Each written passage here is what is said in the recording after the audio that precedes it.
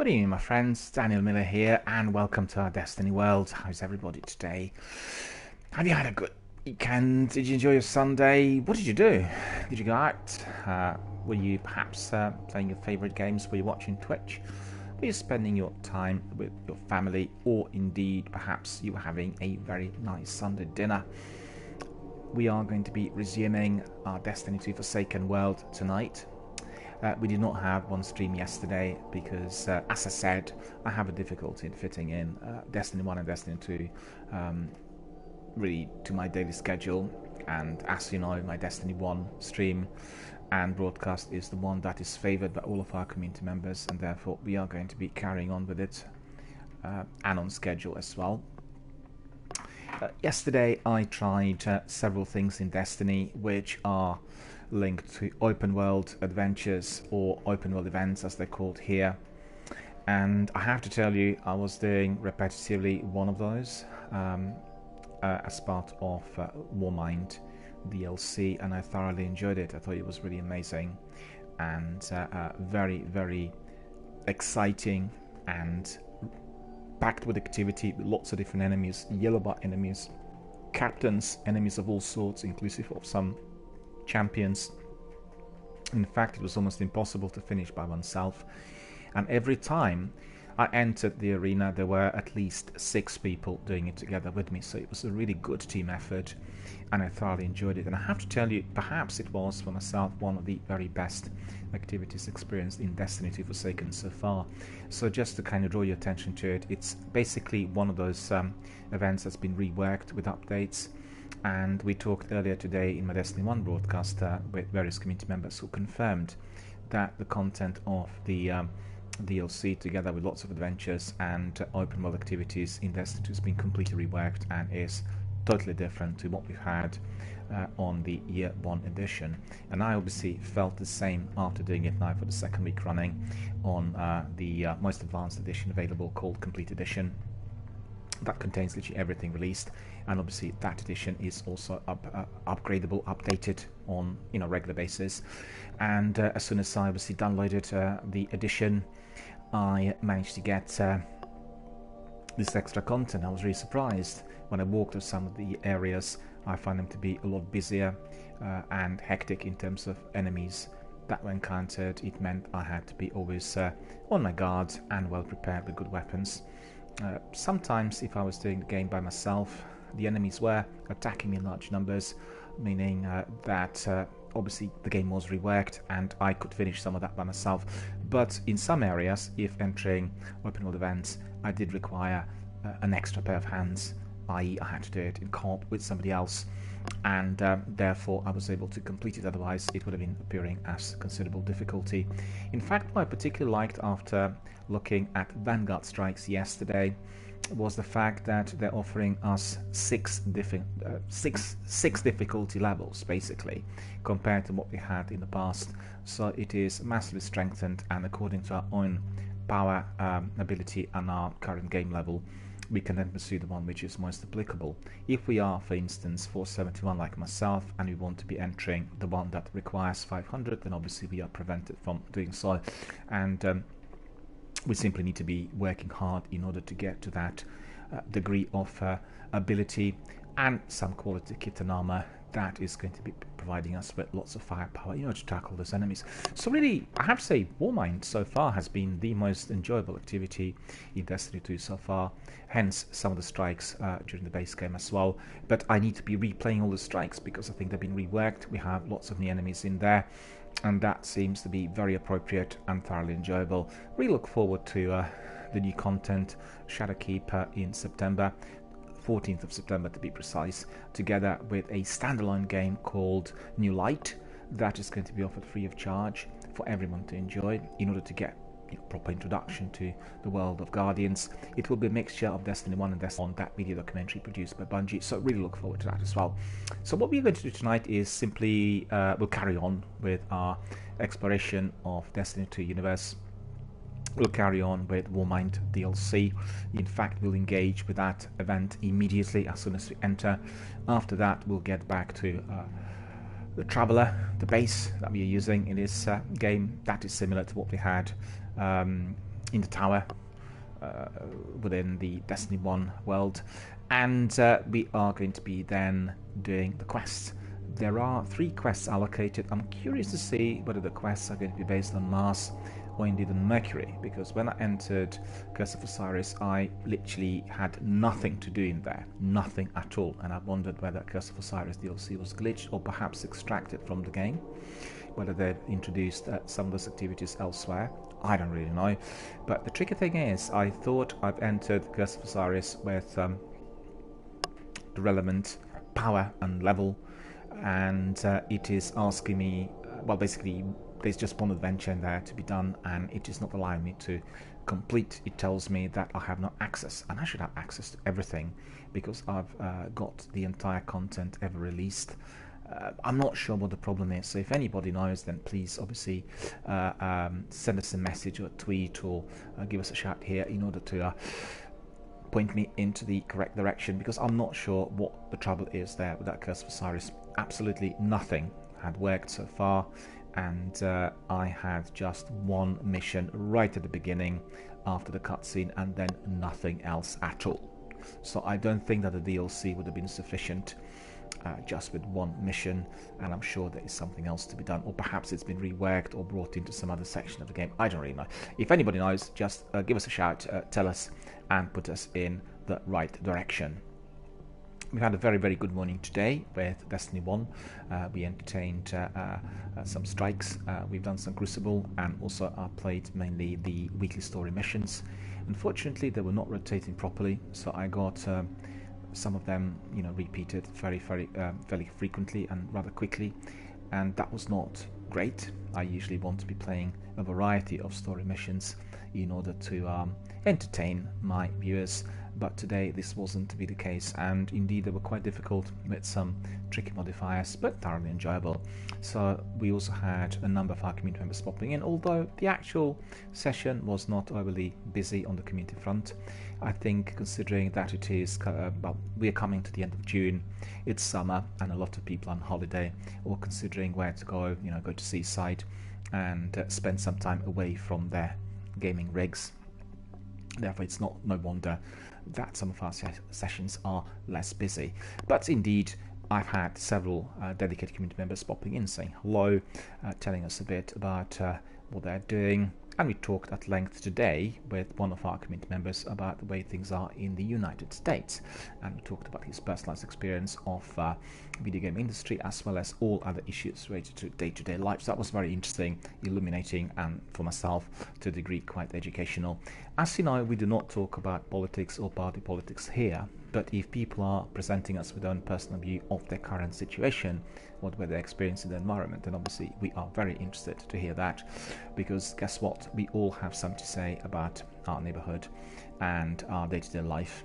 And it's interesting that recently I had a number of our dedicated Destiny community veterans popping in and telling us about the way things are in their own home country, in their own city, in their own neighborhood, and that was greatly appreciated. And we will always encourage some of that discussion. Perhaps for junior gamers this is going to be of no interest, because obviously you are very concerned and preoccupied with, what we like doing the best here, which is obviously video gaming.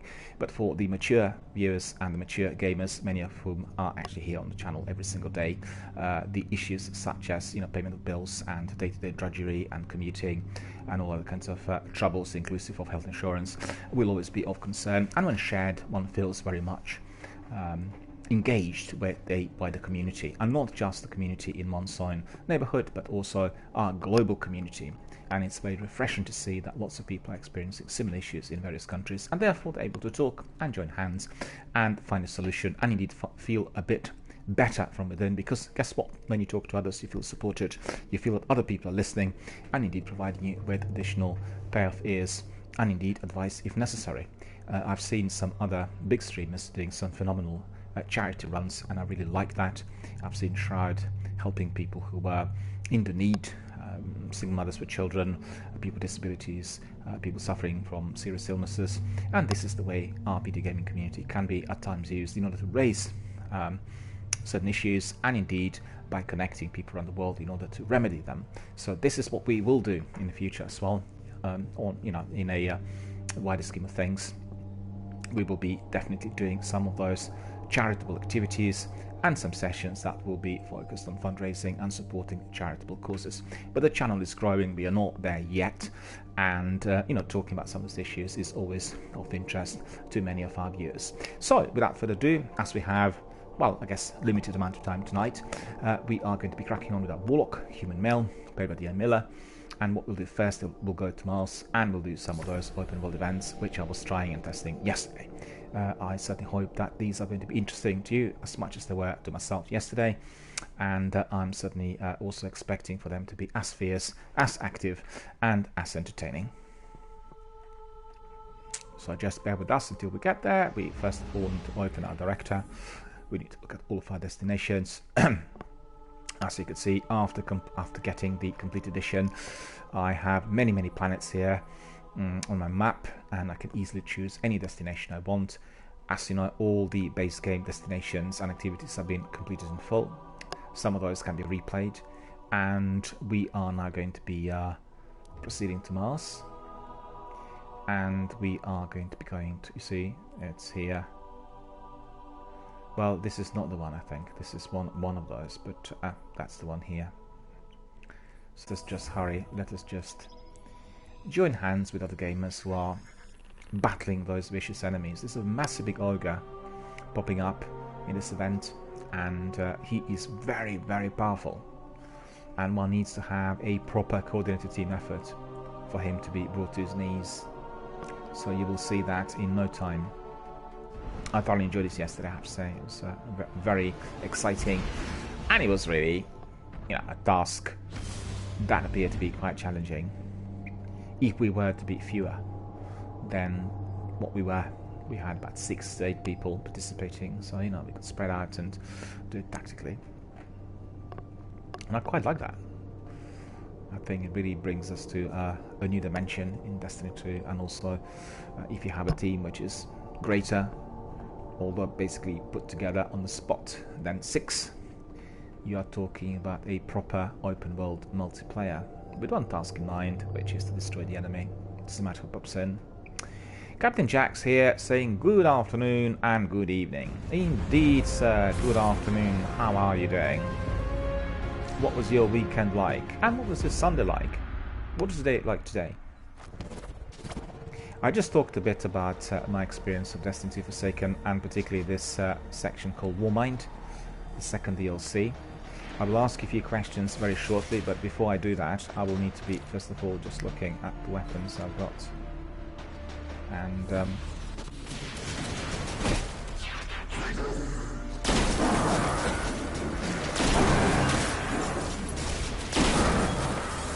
I think this is a very powerful shotgun. But I need to be basically going to that area where we'll have that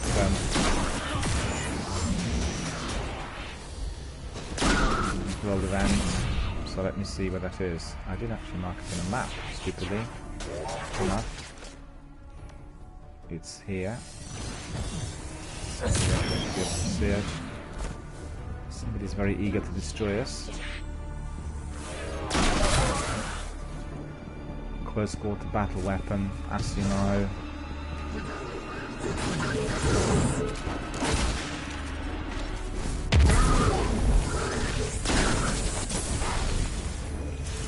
I'm rocking in here, but there aren't that many people in here right now, so let me just quickly see what other weapons I've got, because I need my where's a ballyhoo? I want ballyhoo to be there. Then I want my sniper rifle, maybe not. What's this? Hand cannon. Try that one as well. And I've got that sword, 305, 379. Put the sword on as well, serves me well. Captain Jack says, playing Destiny 2, cataloguing things, pretty standard weekend. Sounds good, sir, sounds good indeed. I've had a very good weekend. We've had excellent Destiny 1 sessions yesterday and today. I did not stream in the evening this game on Saturday. I've had a bit of my sort of community evening with my friends and family, and then Today we've had a major car show with old timers, you know, in my local area. It was absolutely wonderful. Some really old cars, the old British vintage vehicles from the beginning of the last century, anything from 1910 to about 1935, 1940s. Loads of those in display, so it was very, very enjoyable just to stroll and talk to some of the people in there, obviously looking after those vehicles and keeping them well oiled. What I wanted to ask you is, Curse of Osiris in here, right?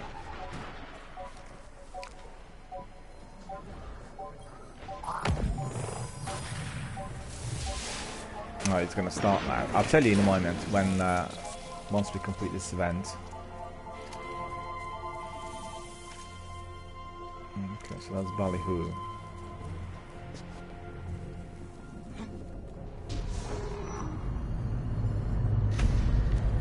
Yeah, I mean, this was basically... There's another injection rig headed your way. And not your standard car show, you know, with new vehicles. It was all to do with old vehicles. And it was very, very impressive, I have to say. It was very enjoyable.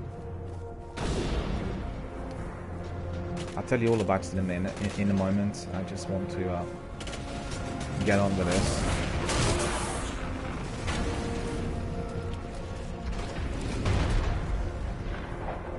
Okay, so we are getting those guys in there. The Cabal sure are persistent. I'll give them that. Don't worry. We'll deal with them as many times as it takes.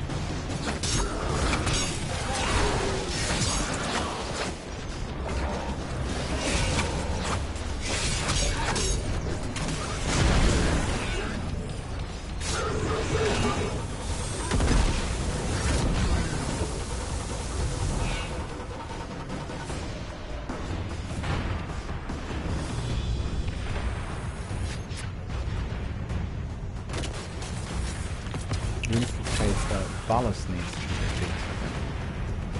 Where is it?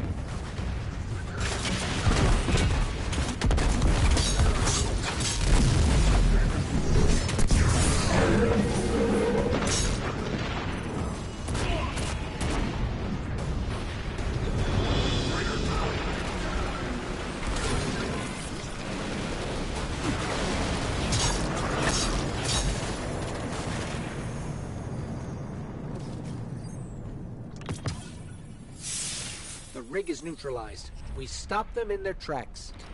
You make it look easy.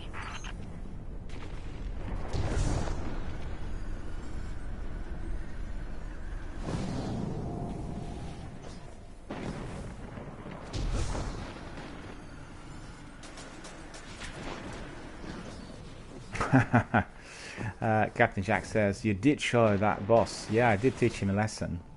That boss was vulnerable to my super. And I've seen yesterday when I've done those events with other guys that they were not using the super as much.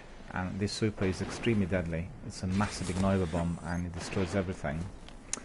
Yeah, I was going to say about car shows. It was like, you know, a old-timer car show, so there was lots of old vehicles in there. There weren't any new vehicles at all, and you know, it was a kind of a big event for families and kids to attend. And it was, you know, beautifully restored old vehicles that looked really absolutely terrific.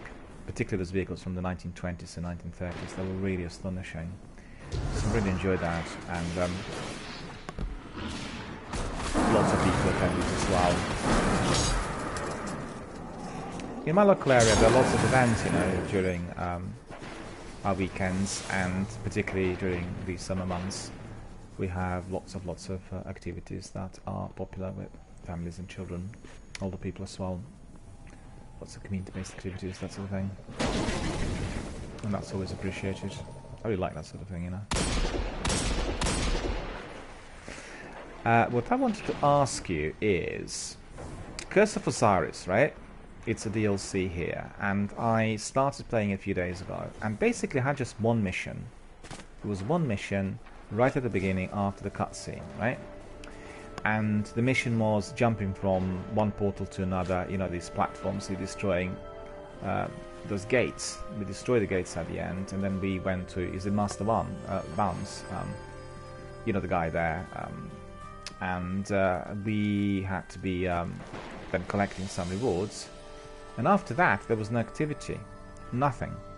I had one adventure, and it told me that the adventure is currently locked because I've not done something. And basically, there was nothing else I could do. Is that the way it's supposed to be? Or is this glitched? Or are they reworking this? Is that, you know, has that been imported to some other section of the game? What's the reason for the absence of content? Because surely that DLC couldn't have had just one mission. And some of my other community members told me that some of the areas have been reworked, but, you know, lots of different events, different enemies and everything else with more recent updates. So I personally really wouldn't know. And therefore migrated to Warmind, and Warmind's been insanely busy. Like activities all the time.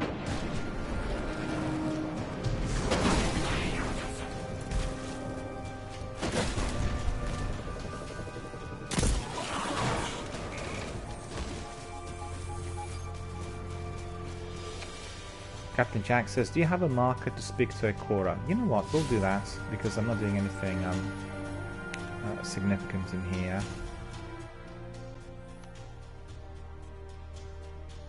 Destinations.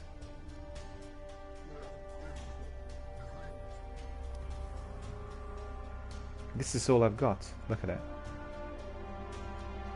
This is all I've got. And that's the way it's been from the beginning. There's just Brother Vance. Brother Vance is there. And then I have one adventure, and this is Up and Up Heroic Adventure. The Lighthouse Mercury, and it says, not all 5 team members have unlocked the milestone. Captain Jack says, do you have a marker to speak to a Cora? No, I don't think I have. And Captain Jack says, I remember after doing the first Osiris mission I had to go to Akora, and then there was a mission on Earth. Akora is at the tower. No, you'll see that.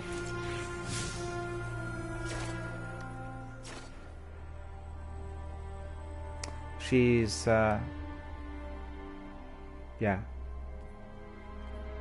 So you have talk to Cryptarch. Talk to Banshee, talk to, what's his name, Drifter. And that's it. That's Amanda, Katie, Tesseverus, Commander Zavala, Bolt, Saladin, Shax. Ikora is nowhere to be seen.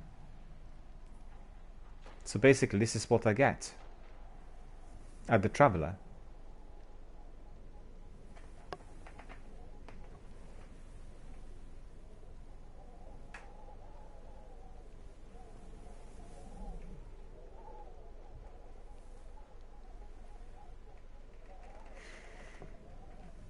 And Captain Jack says, show me your milestones. I too. Okay.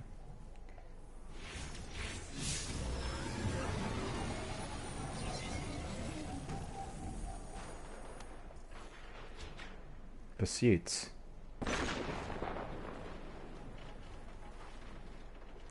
I see, I need to go to a European Dead Zone.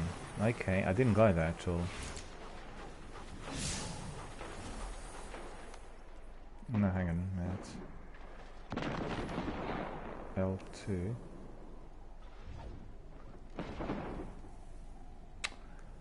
Boo! Boo!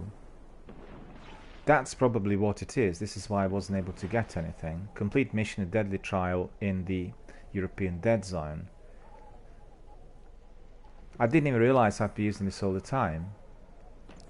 I thought I could just look at the map and I can use the map. So this is probably where the trouble is. So evidently I've not completed it. Because what I did was I started with Osiris, and I've done everything that was given to me by Anastasia Bray. So there were, you know, quite a few tasks, and then after that I was doing, I think, 2 adventures. And then I've been yesterday grinding those world events, and the world events were sizable and there was quite a variety. So it wasn't just like one event, it was quite a few, and all popping up literally around the same area. So that was pretty good. So what I'll do now, thanks very much to Captain Jack. I was not able to find the next mission, and I thought that the missions would be popping up on Mercury, because obviously Osiris was taking place there, but it appears to be. Captain Jack says the milestone tab is only useful while you're doing campaigns. After that it's all about pursuits.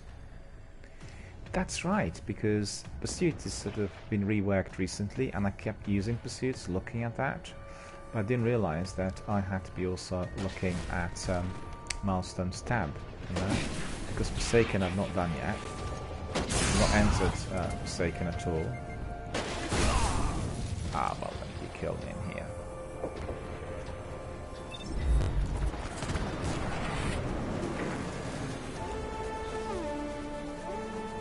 So basically what I'll do is Captain Jack is in Trostland.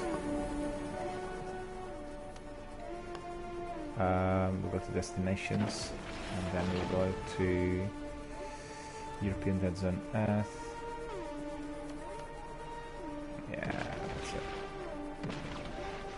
That's what it is.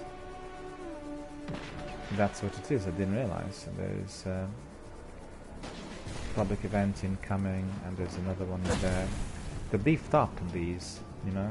There weren't that many there in the past. So we'll go there.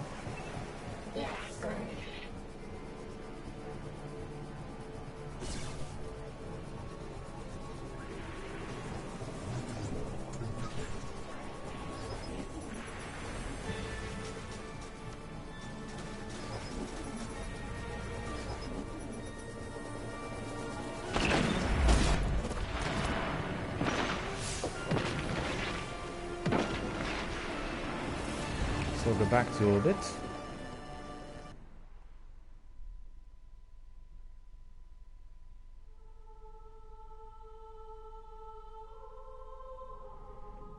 There we are. Open director. Captain Jack says, I think after that mission then you speak to Ikora at Tower. and then you've got to click on the fast travel, and she gives you a choice of weapon. You got to click on the fast travel point close to it. Okay, so let's see. So we'll first of all go to Trossland.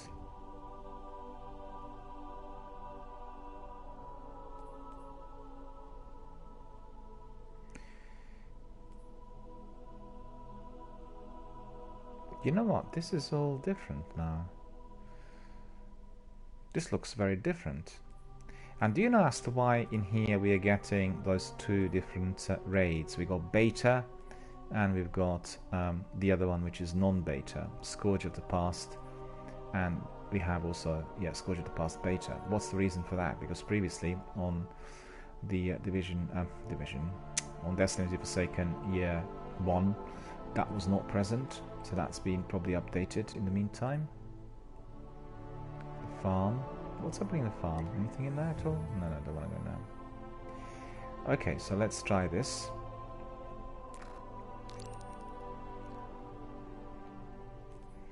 And we'll travel to Trossland. There we are. I nearly forgot that I had to go into fast travel point. Thanks for reminding me, because I kept clicking on it. And Captain Jack says one is a guided games version and one is to find your own fireteam version. So is there a tutorial on the guided version, or is there something else in there? I've not tried them yet, so you know. Obviously a very interesting experience. But I find it a bit sort of strange. You enter Curse of Osiris on Mercury and then you're not able to find exactly what to do next because I didn't get any pop-ups. You know, there were no messages telling me you need to go, you know, to European Dead Zone. And obviously I've not tried Milestone Stab Witches L2. I've completely forgot about it, and that's probably the reason.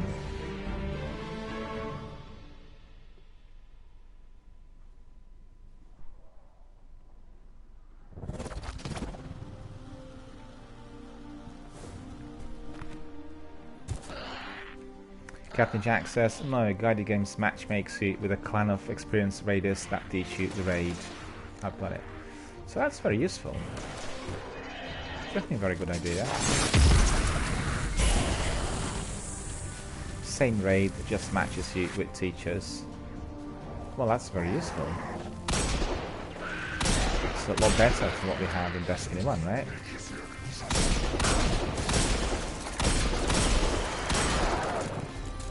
Ballyhoo is actually very good. I like Ballyhoo. Come here. You know, what really perturbs me is when you look at this, for instance, area, European Dead Zone, right? It's beautifully designed. There's a lot of attention given to detail and everything. And then you go to IO and you walk through the wasteland and it's terrible. There's no detail at all. It's like almost like concept art. And Captain Jack says, well, it's useful in theory, but actually nobody does it. I think for me it will be useful. I can tell you, I will be using it.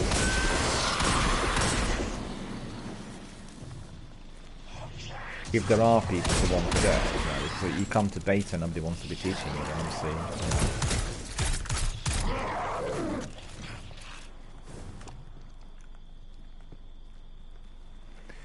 Been playing the game seated. My goodness, what on earth am I doing?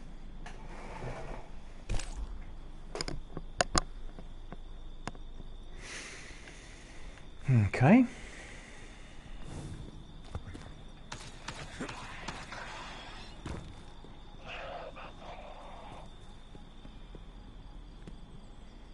I need to go over there to pick up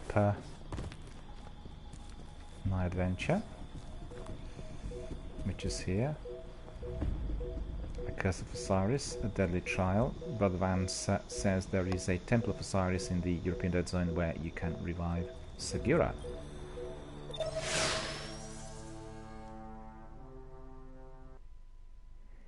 Queue times can be hours, says Captain Jack. Your best bet to get in a guided game raid is honestly for the new one.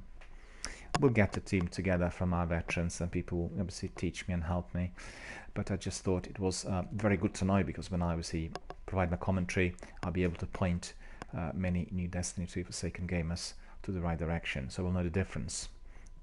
Beta is a guided one, whilst the other is just a proper raid, and it does make a big difference. Very glad you helped me, because I was really struggling with this, and obviously I could have looked it up on the internet, but I really kind of rely on my community 100%, and I much prefer to receive advice from the viewers and participants than just dig it up on the net. It makes it a bit more interactive, and it is always easier to remember. The coordinates Brother Vance gave us are just beyond the village.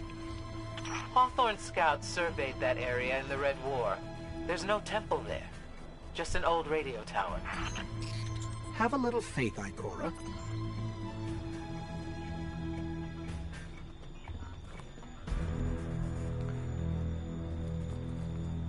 Captain Jack says, well, this game is my life. Just bear with me. I have a message which I need to answer. I will be back literally in 30 seconds. Just please bear with me.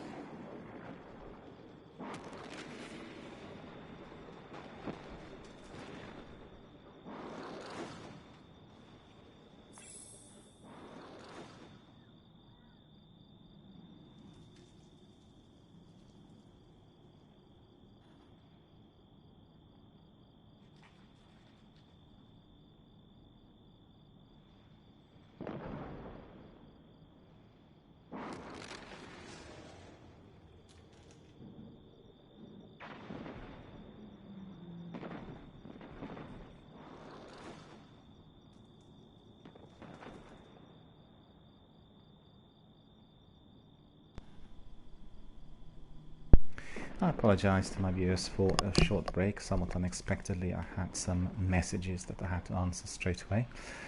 But we are going to be carrying on as usual with our Destiny 2 Forsaken, and we are doing this mission, which is Curse of Osiris. Thanks, Captain Jack, for providing us with some tips. So I was able to proceed and basically unlock the second mission of that DLC, which was almost impossible for me to find yesterday.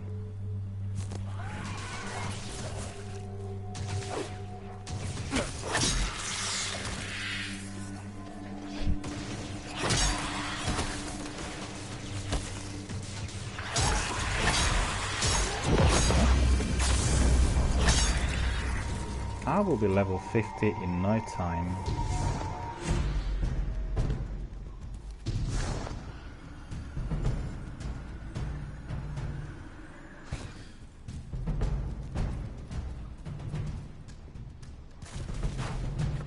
We have to fly this. No, I don't wanna. So, are the followers all as passionate as Brother Vance? You mean fanatical? Yes. They follow the idea of Osiris.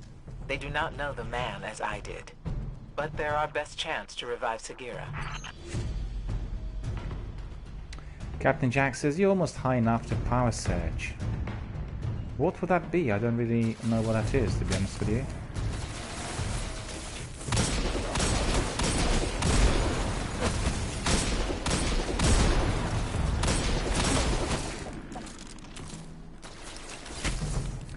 But I have to tell you that all of my activities were base game related, and I was very pleased to discover that my light level was, I think, 460, as I completed everything before entering the DLC. So that was quite good, considering that, you know, the original Year 1 game had, I think, 305 maximum light level, power level, as it's called here.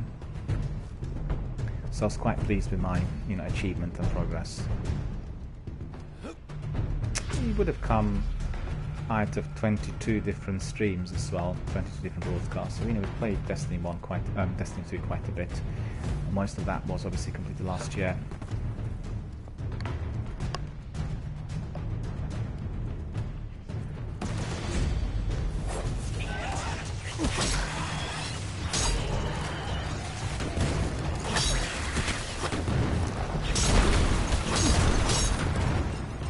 These swords are quite powerful as well, you know. Obviously, this is no Dark Drinker, but it is serving me quite well. Can't pick up that Scorch Cannon that he's holding.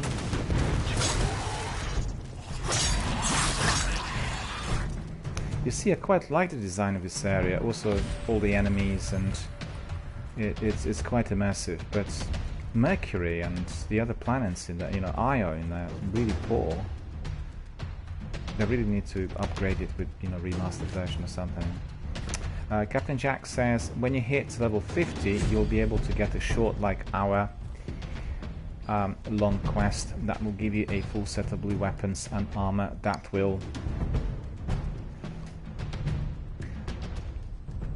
get you to 690 power.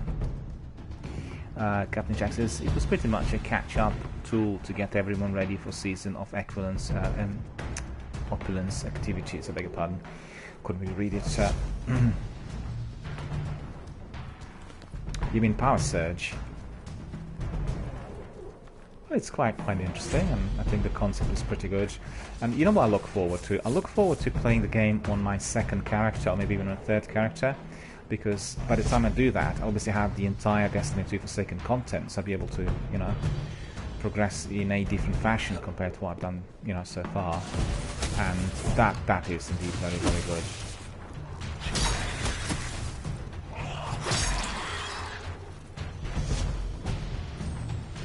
Would you not agree with me about the design? This area is beautifully designed. A lot of attention to detail was given, but on some of the other planets, it's just really flimsy. It looks like concept art. Captain Jack says you will be able to power surge on those. I look forward to that. But I'm presently 49, right? No, 48, is it? Yeah, still 2 levels to go. hopefully I'll acquire those quite quickly. We'll see.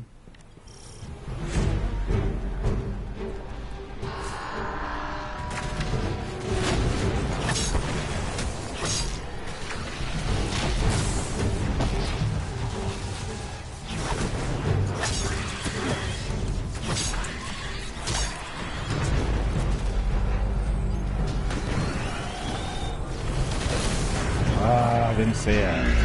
This walker. Wretched walker. Get down there.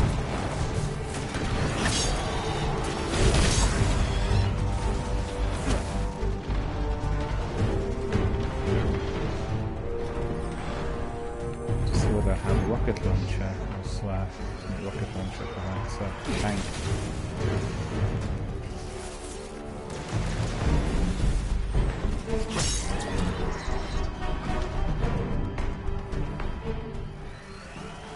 I have it on my secondary sniper, fusion, auto-rifle, scout rifle,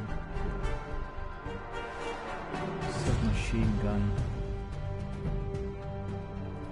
No. Here we have rocket launcher, sniper rifle, Darcy, grenade launcher. I've not been using my rocket launcher much, you know. So let me see, nil. Okay. Need to use my ballyhoo then.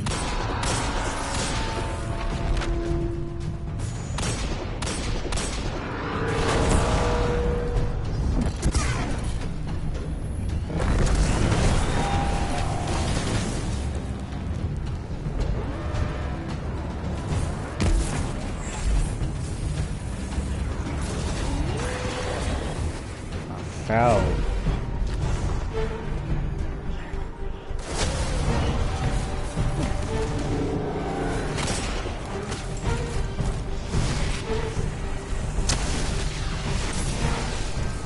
I'll be reading your messages very shortly. I'm just a bit kind of frazzled in here with this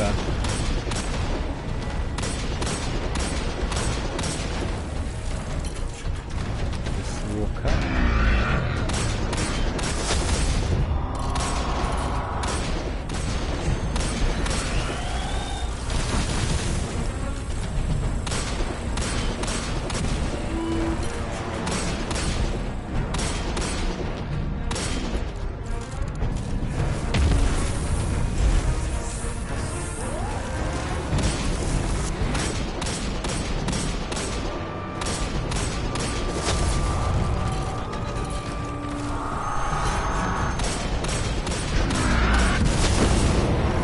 There we are.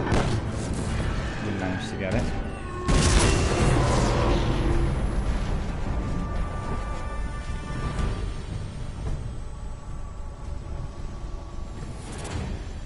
Back to my sword, I think. Don't you think? I need my sword.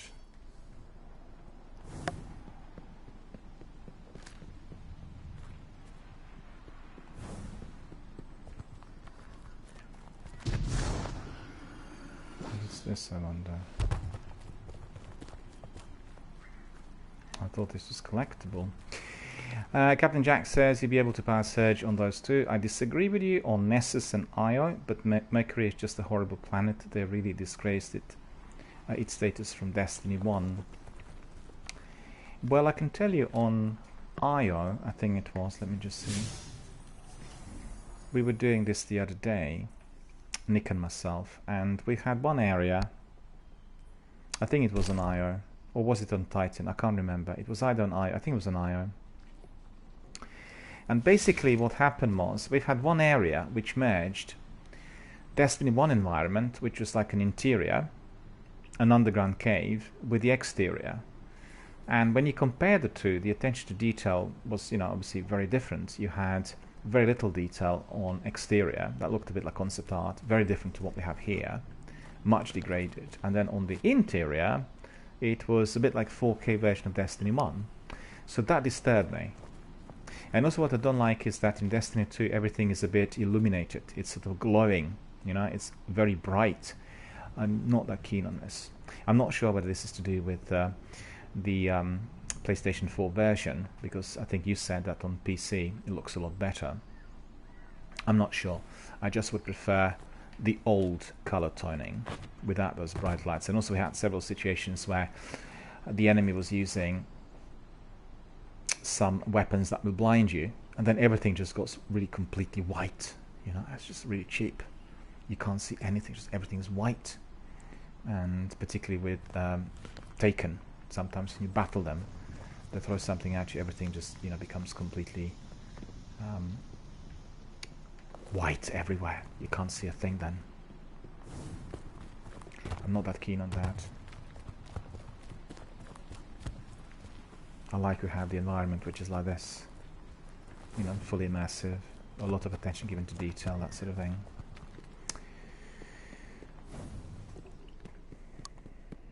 I feel bad for anyone who has to live out here. Osiris would say it's a trial. If his followers can't survive here, they aren't worthy to begin with.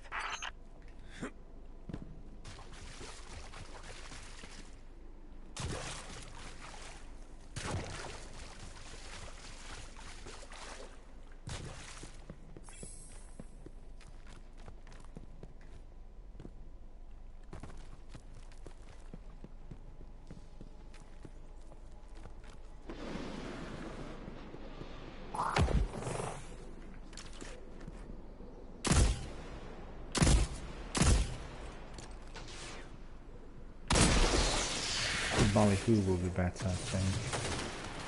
And sword as well.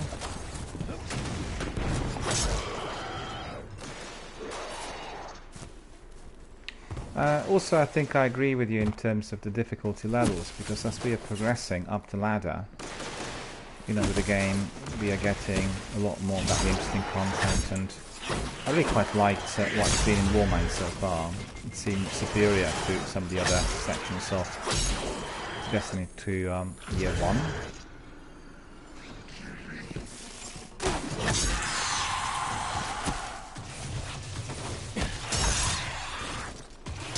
I think it will still take them a bit of time to get everything to, you know, to the level they wanted to have originally. They said in that video documentary they really wanted the game to be in worlds and, you know, everything else, but the tech prevented them from doing so. So that must be, you know, the real reason.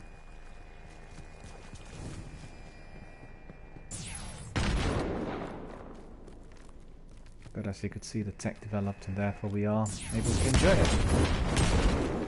See, this is pretty good. A lot of attention given to detail. This looks and feels really terrific. What's this? Looks like some mines. You know what? I need a sniper rifle as well.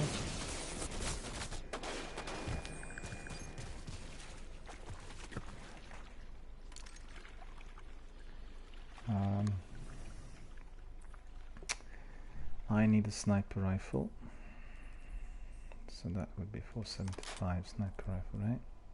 This is a scout rifle.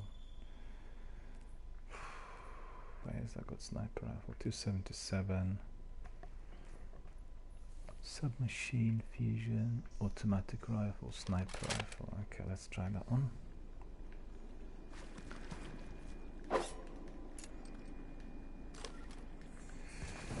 Yeah, this will be better.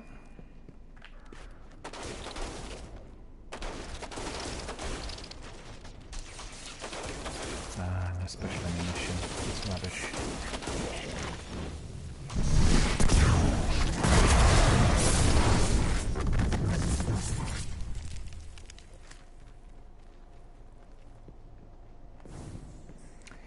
Because I'm used to, you know, special ammunition, heavy ammunition synthesis from Destiny 1, so I just like to pop in one of those, and I can't because we are not collecting any synthesis in here.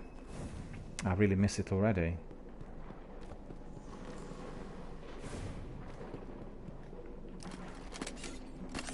Oh, I've picked up a few rounds in there.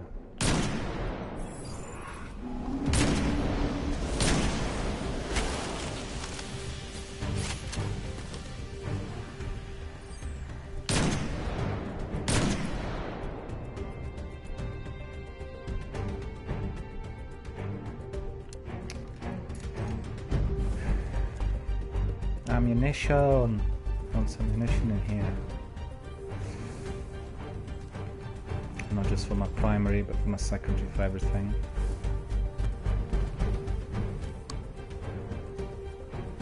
Just bear with me, I need to open my window. It's so stuffy in here. It's very humid outside as well. It's really annoying.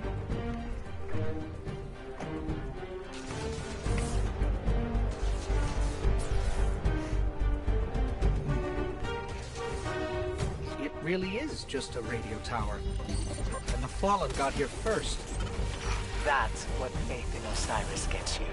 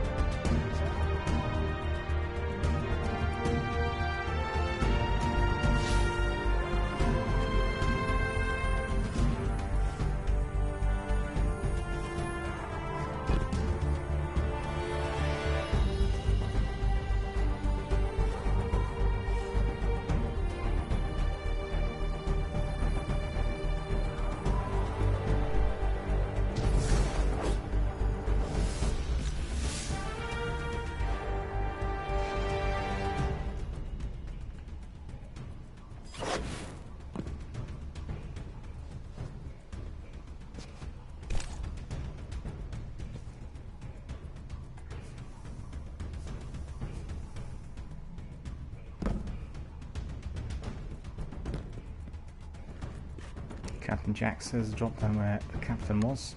Yep.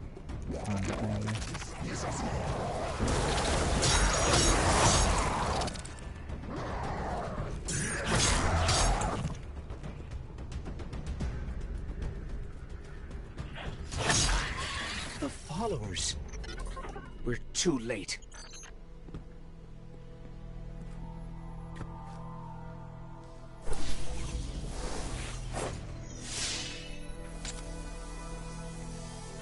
Let me take a closer look.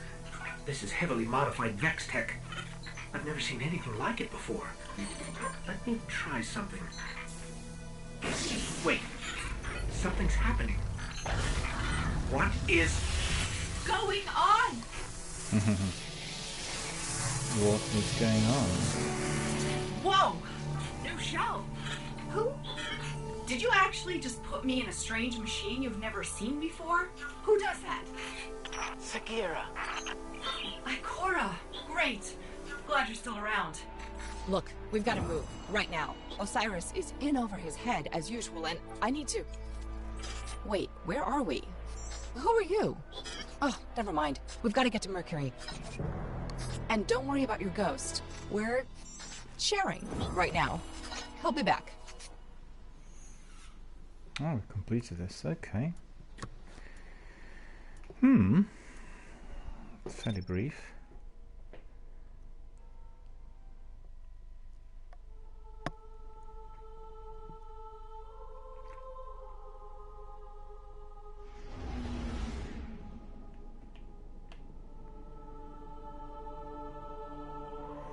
Big cutscene, probably.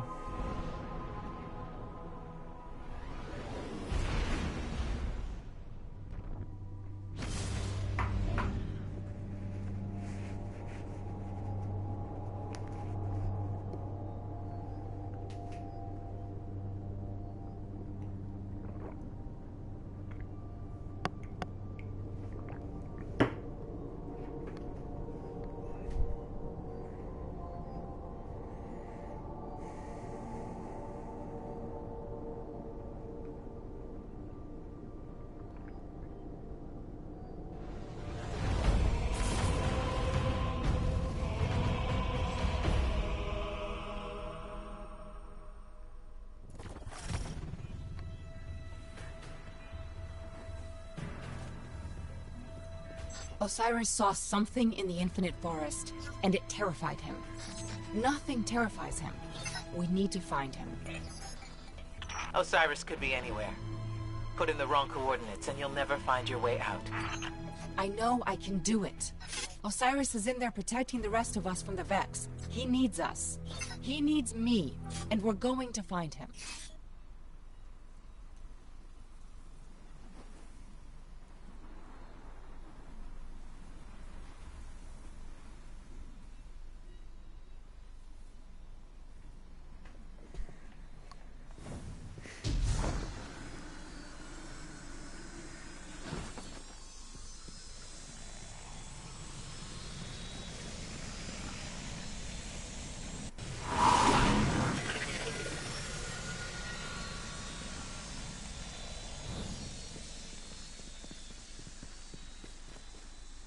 What's happening here?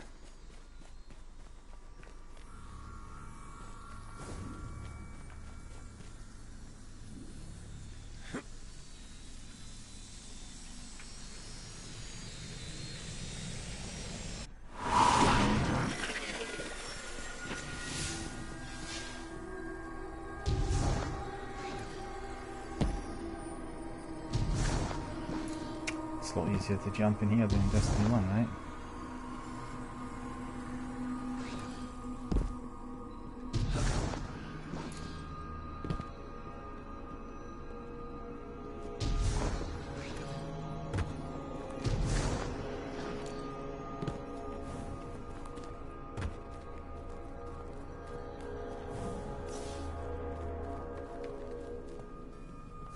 Oh.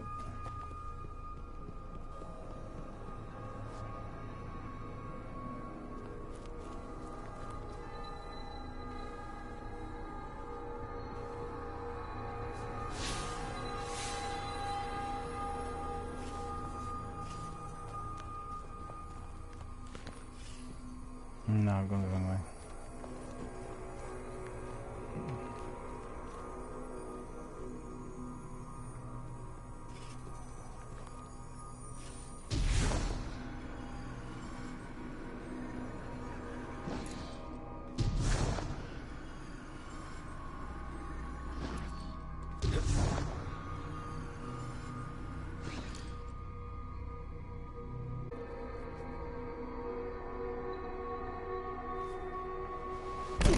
No. Need to go all the way up.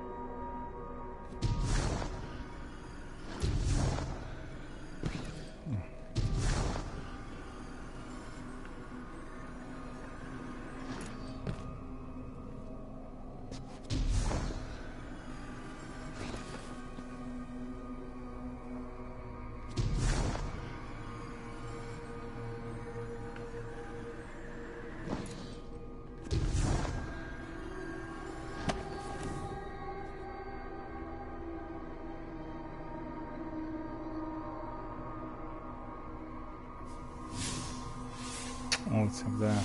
Okay.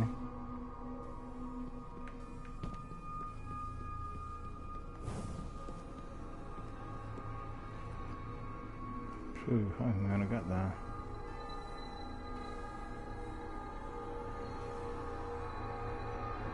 To go to the other side, I think.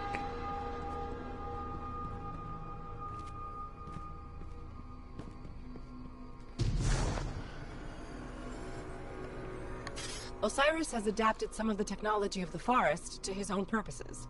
We're going to run into his reflections. They're copies of himself, made so he can explore multiple pathways at once. And yes, I am aware that it makes Osiris seem like an egomaniac. But don't worry. He is.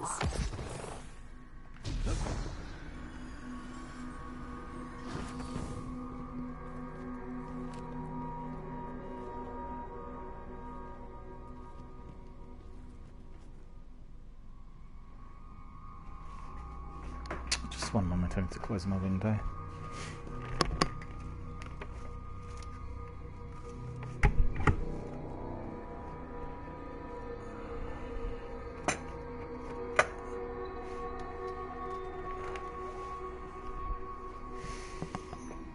Pixel's here. Hello, Pixel. How are you doing? Good to see you. Pixel is here. Pixel says, I'm not used to seeing you play Destiny 2. I'm on Destiny 1. Well, I played Destiny Universe, Destiny 1 and Destiny 2, and we did not have many Destiny 2 streams until last week. Well, 2 weeks ago, in fact. Was it last week? Yeah, 2 weeks ago. And the vast majority of Destiny 2 streams were completed last year. And we were doing Destiny 2 base game, and I just waited for a major discount on Advanced Edition, which is basically this complete edition that contains everything ever released. And I resumed with my Destiny 2 broadcast last week on Tuesday. So, you know, well, 2 weeks ago on Tuesday, and we've been having a lot of fun with it. As you could see, carrying on with, well, the first and second DLC. So right now I'm playing Curse of Osiris. Pixel's asking, have you reached maximum yet? Not in terms of the DLC Forsaken and the seasons. I did reach maximum level on the year 1 Destiny 2 base game. So we just literally divorced from the base game a few days ago, and we progressed down the route of DLC. And then after we complete Curse of Osiris and Warmind, we'll migrate to Forsaken. After we complete Forsaken, we'll then move up the ladder to the seasons. So step by step. So far so good, very enjoyable. And just like I said to Captain Jack and all the other friends here, I find Destiny 2 Forsaken Complete Edition to be brilliant, because it's reworked some section of the game. The enemies are different to what they were initially, and you know, Pixel says, do you need any help? Not at the moment. I'm having my first kind of run through and first gameplay on the story missions of DLCs, so I'm doing alright at the moment. But if I need any help, obviously I'll give you a shout and bring you in.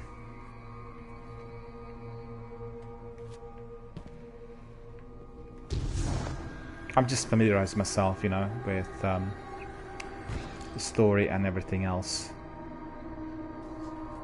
Because sometimes when I get fighting members who are Destiny 2 veterans, you know, they and we're doing story missions, they're not always interested in the actual story element. They just race through it, and I like to sort of you know, to go step by step and learn about all that's happening here.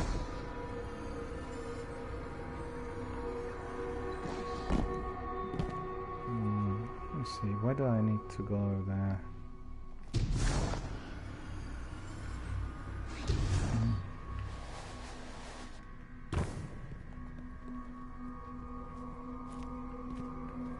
I need to go up there, don't I? Do you know, Pixel, do I need to go up there? I believe I do. I just fell into the wrong area again. I mean, is there any other way to get there? Can I... or do I need to be just jumping? Do you know? No! Slipped.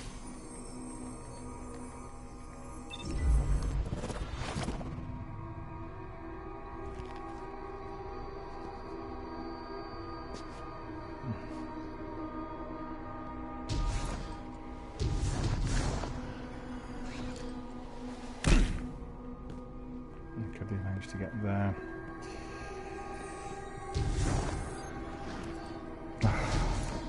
Missed it again. Well, that's just out of judgment. Pixel's asking, can't tell you, what quest are you on? The second mission of DLC, that's Curse of Osiris. Curse of Osiris in Destiny 2, Forsaken. And this is the second mission.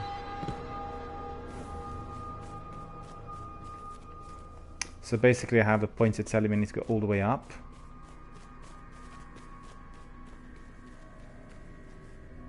There. You see where the pointer is.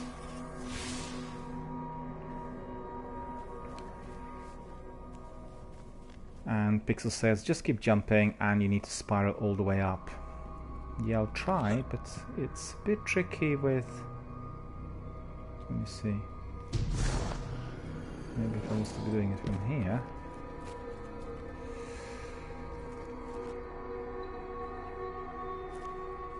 But there aren't any other platforms in there for me to jump.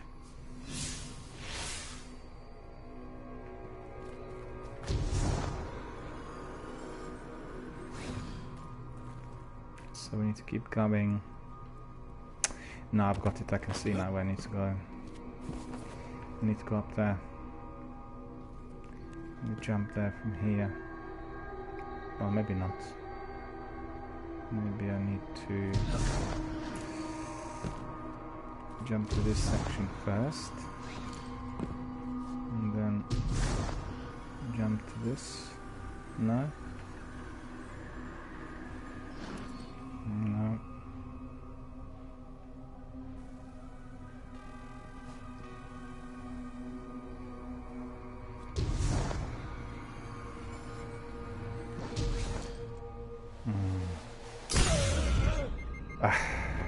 Jumped the wrong way. No. Oh, I see, I see. Okay. Left in the wall. You're right, you're right. This is the way.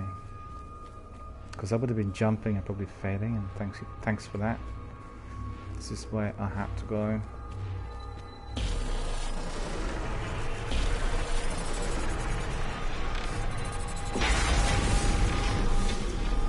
Activate the Wall of Echoes.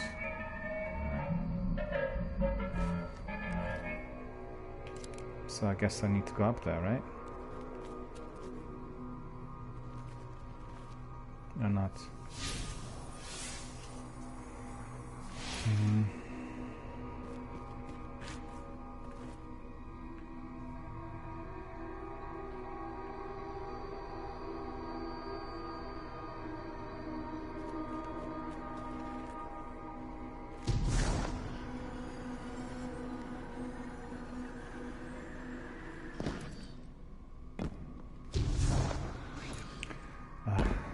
Ridiculously stupid.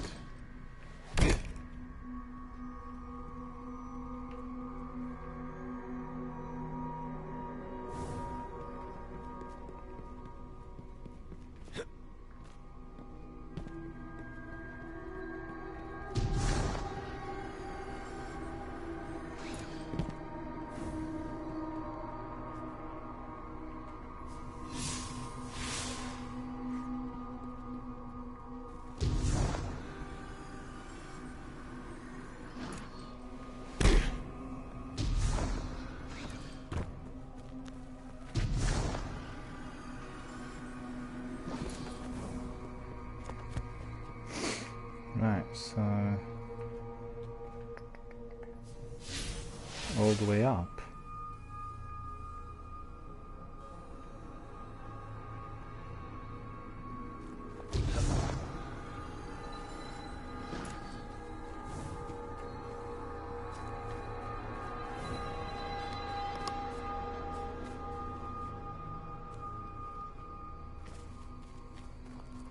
I need to open a window again, it's so stuffy. Just bear with me, I'll be back in 1 second. It is so humid out here, it's unbelievable, can hardly breathe. Be back literally in 30 seconds.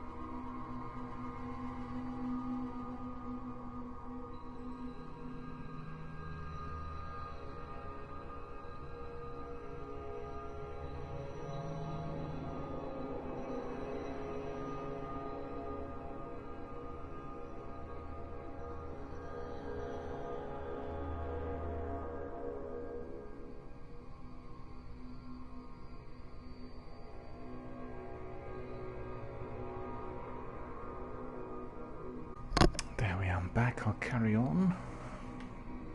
So I need to find a way up. Does anyone know what's the way up?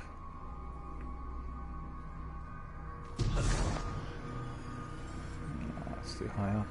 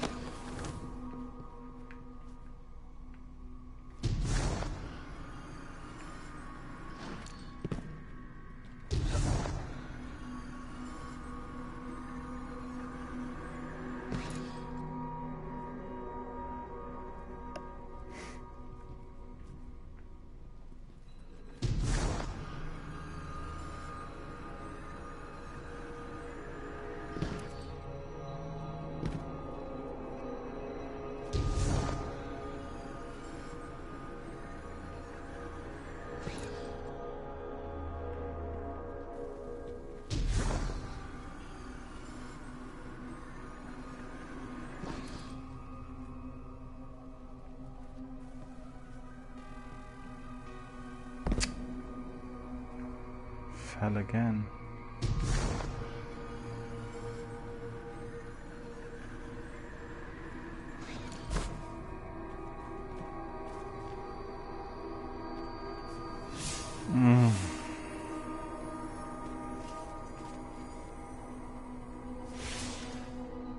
How am I to get there?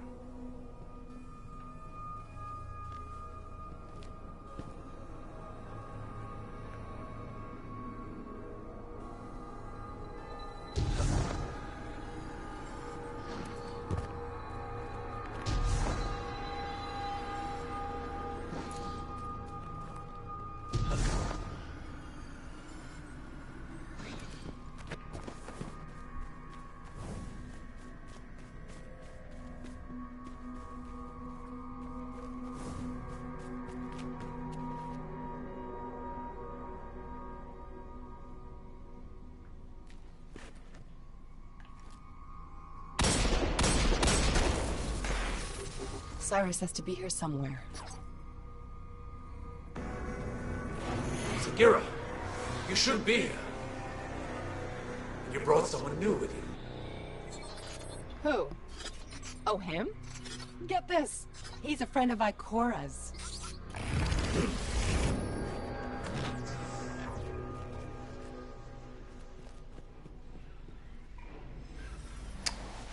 I died. I slipped. Oh.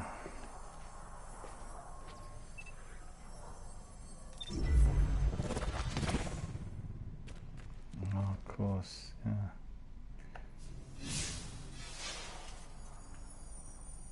I see.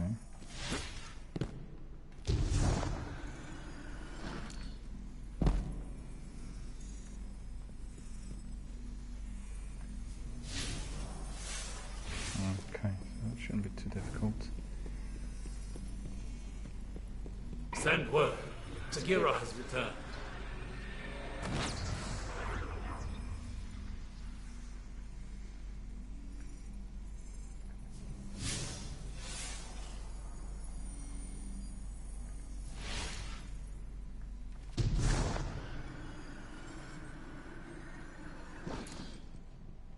Is that passage?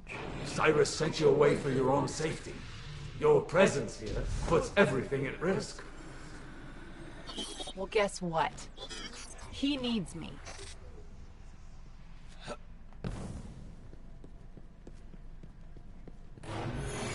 New timelines are expanding. We must create reflections to explore them.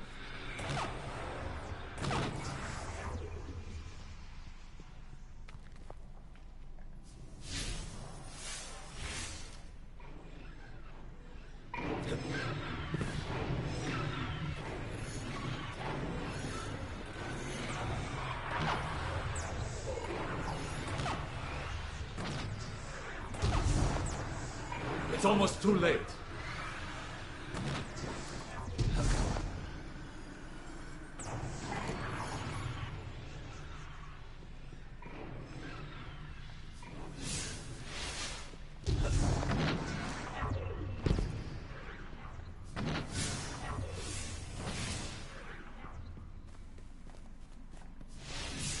What do they mean, too late? Something must have gone wrong.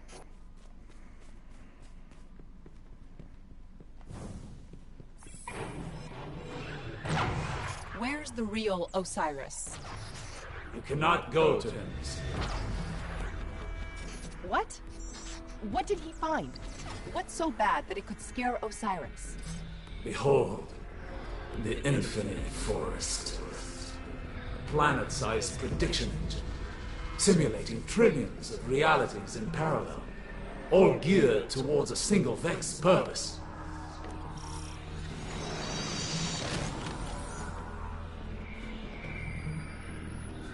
Keep going. You'll see. The Vex are simulating reality in here, brute forcing the future.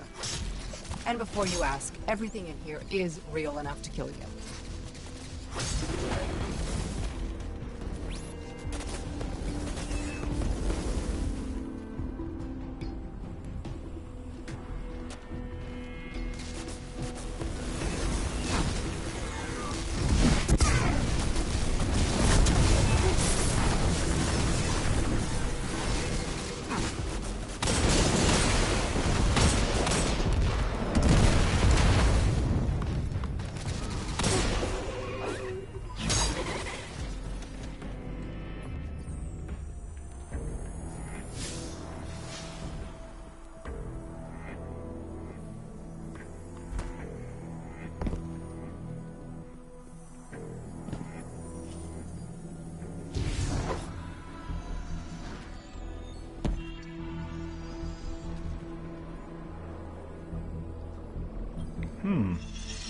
Interesting.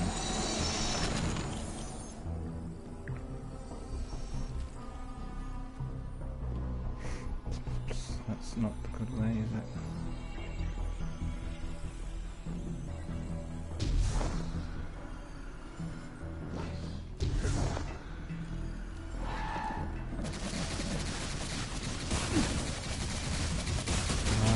Puppies.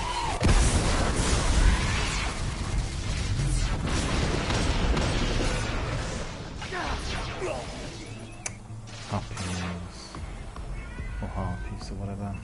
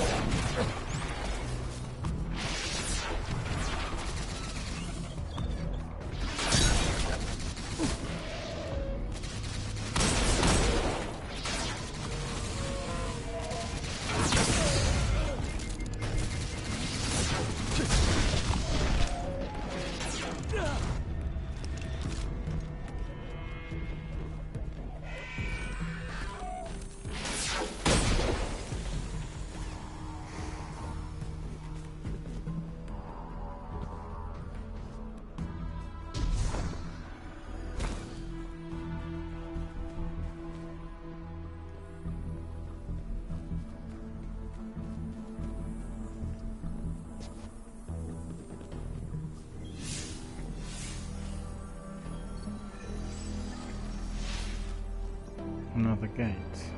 Okay.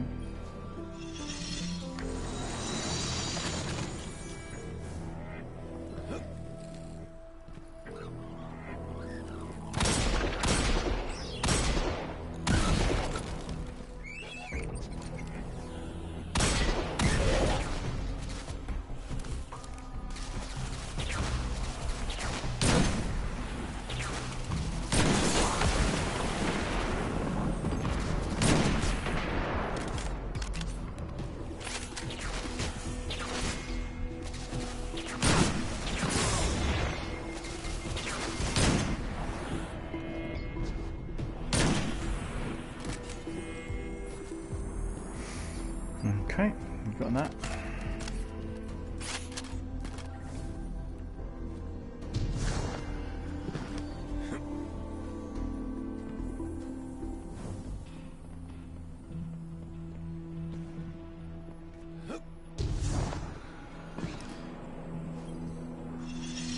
Opening the doors.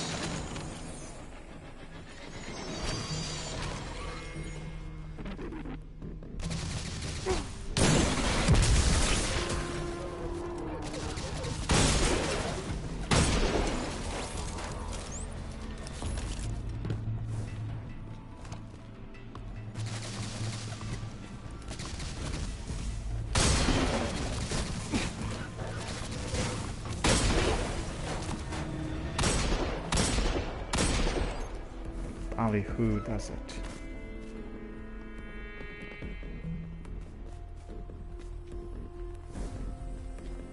Sometimes the forest blocks a path.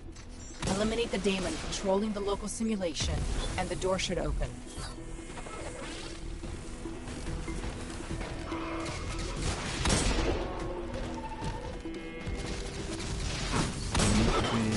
Defeating a demon now.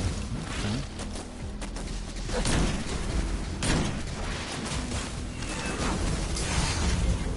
Well done.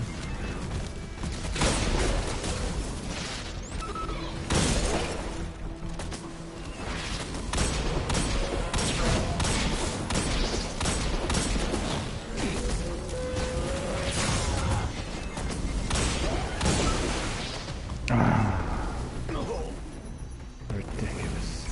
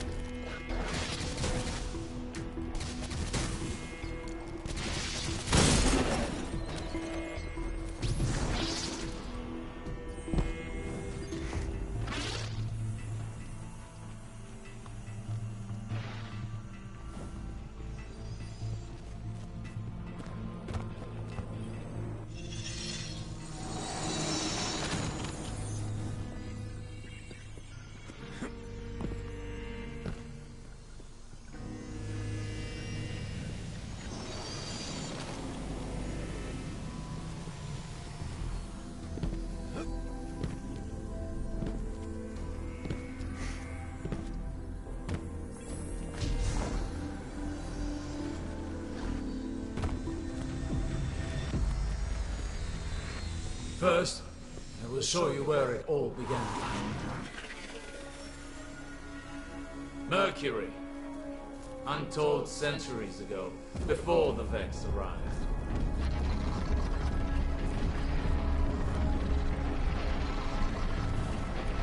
Here the Vex planted the seed that became the infinite forest. And its mind, Panoptes. Panoptes has a single purpose. Reshape reality for the Vex. And only the Vex. All this started with a single Vex. Will it end with the arrival of a single Guardian?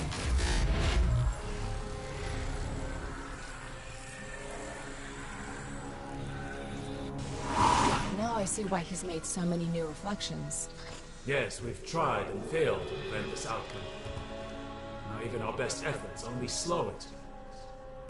But you must see for yourself.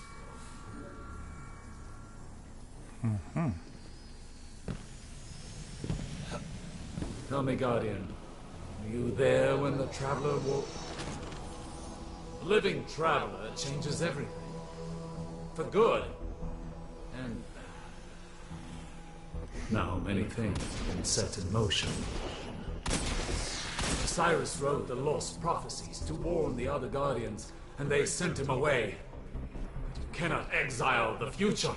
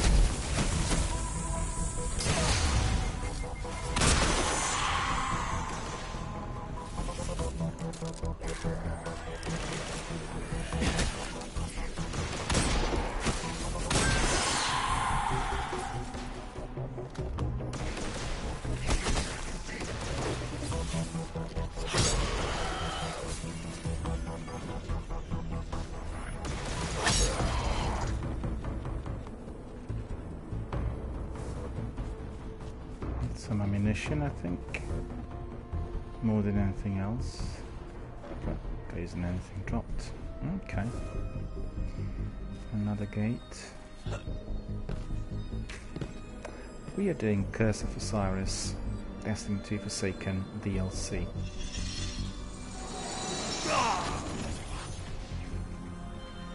Don't know what happened. Too close to it.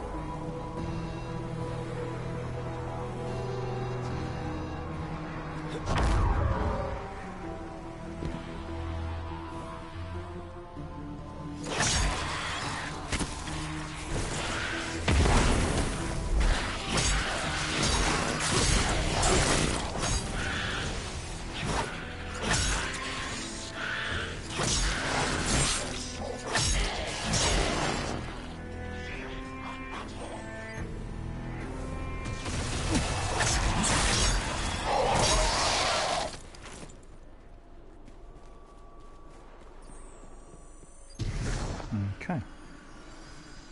Another door.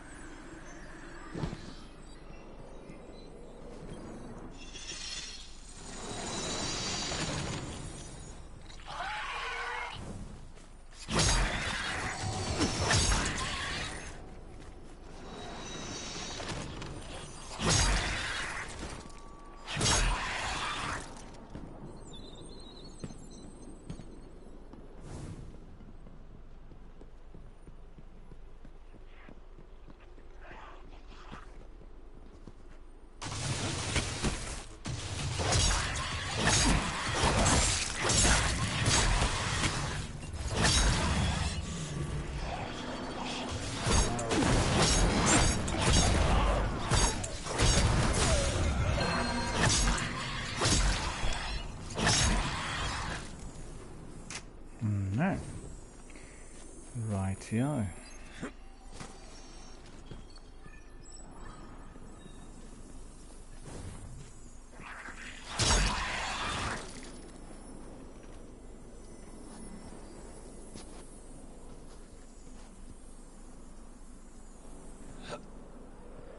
Another door.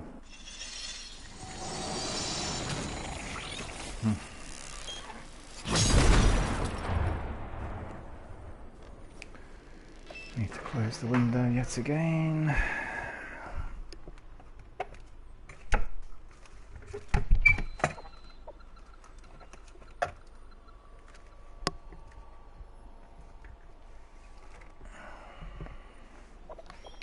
It's so humid here today, it's unbelievable really. And I'm feeling a bit dizzy really because of this. It was similar the other night. They said they were expecting a major thunderstorm tonight. I don't know what's going on. And you know, quite humid and quite warm. It's about 23, 24 outside, but really kind of plenty of cloud and plenty of humidity. I don't like it when it's so humid.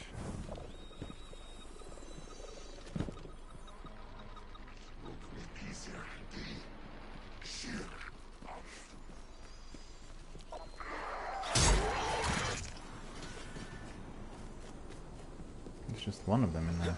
That's a bit too easy.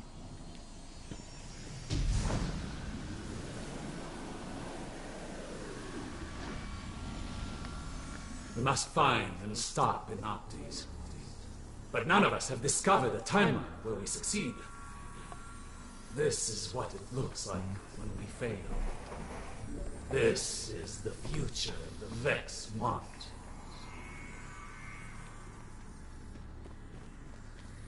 This is the future that the Vex want, says Osiris.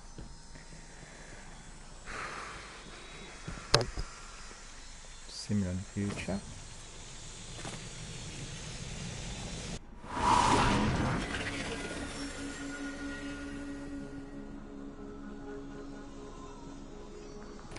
You know, it's quite a mixture.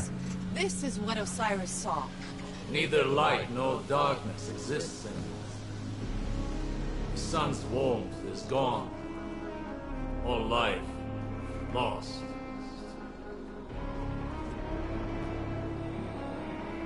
That was before you. You are the key. You can stop this. Every timeline we've tracked leads here. We must destroy Panoptes to prevent this dark future.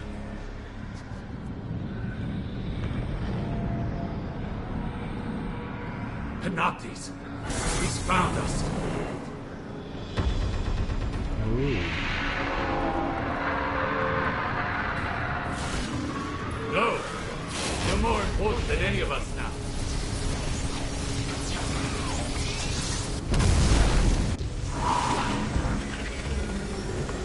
This is bad. Really, really bad. We need to work together, all of us. You, me, Osiris, Ikora.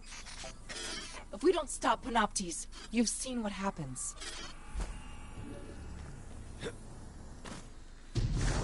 Well, that's true. This looked truly dreadful. The lighthouse, field of glass. Looks like we are sentenced to suffering. In Destiny 2 Forsaken. The darkness has all kinds of tools Ikora, there. you there? Sagira, you just left. Where's Osiris? In trouble. We all are. I'll explain everything on our way back to the city. Mission complete. Okay. Speak to Ikora. You see, I didn't get that when I finished that first mission. Because this is telling me exactly what to do, which is fair enough.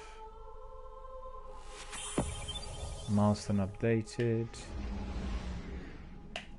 The game's taking me there, so that's pretty good. It's just the first step. Maybe it was glitched. I don't know. Wasn't getting any directions or messages indicating what to do next.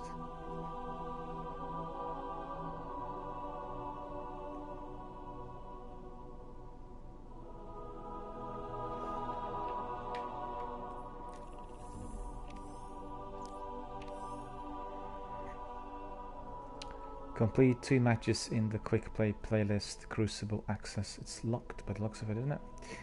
Curse of Osiris. Speak to Ikora, Ray, Warmind. Complete mission. Off-world recovery in European Dead Zone. So that's going to be the next step for Warmind as well. Okay. But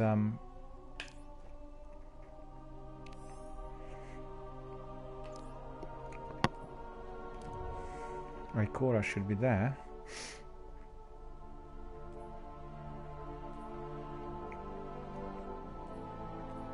No, actually, that's quite wrong. Oh, she is, yeah, okay. So, mark Ikora. And we'll go to Annex. I need some water, by the looks of it. What else?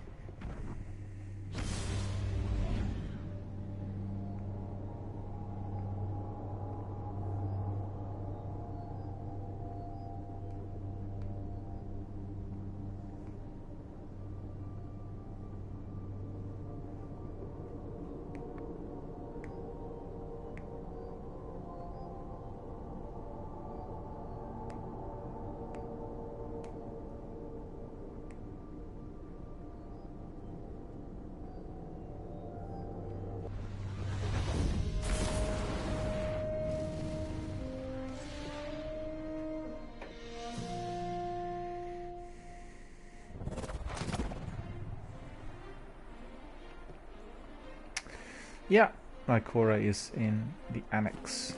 We'll find that easy. And just land here. So, you know, the Traveller is very, very big. Much bigger than the tower.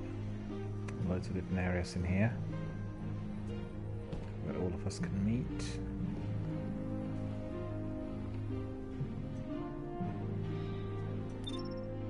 There we are. I don't believe it. Glitched. What's happening to all these Destiny 2 updates?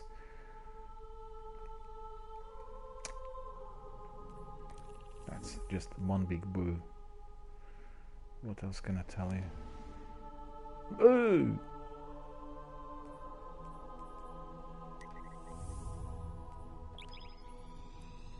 I thought they would have resolved this after that many months.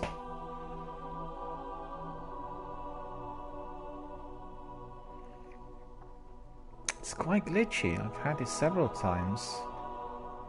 Not just on the DLC, also elsewhere.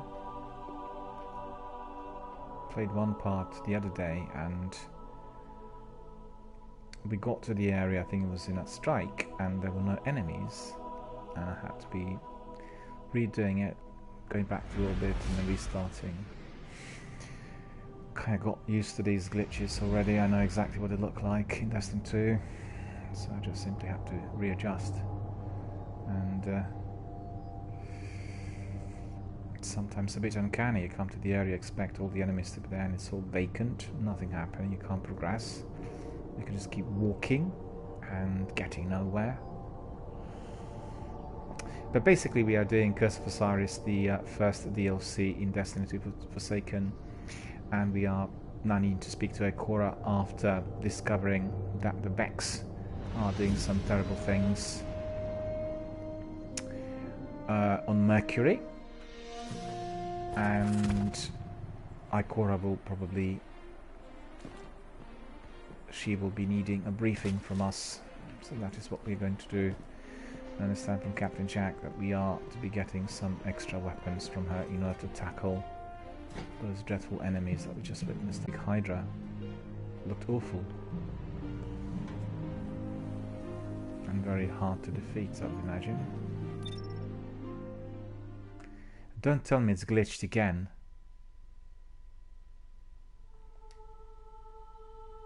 For the second time I'm being booted from this section. That is infuriating. Well, what I need to do is I need to enter the area from another part of Traveler, which means we are not going to be coming from Annex. We are going to be coming from the courtyard. And hopefully that glitch is not going to be there. Because for, I think, well, both of our attempts failed because we were going through the hallway there before we get to the drifter, and then suddenly everything was dead. We are being brought back to the orbit, and that's ridiculous. You'd really hope that Bungie would have sorted these glitches. You tell me, what's the point of working on extra content if you're not resolving these glitches? Because some people really have a problem with this. I personally don't, but I've heard many people complaining about glitchy games. They're not going to do them again, and you know, I'm not sure what's caused the glitch either. You walk that corridor and suddenly you're back in the orbit. Why? It's a serious bug, but we'll approach the area from another angle.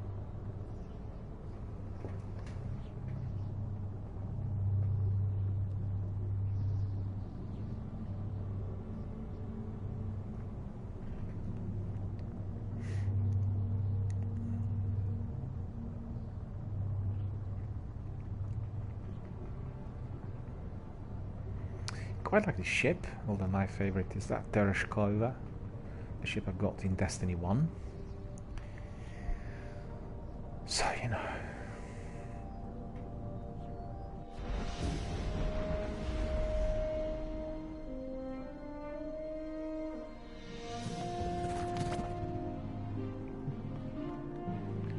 So principally we just simply have to follow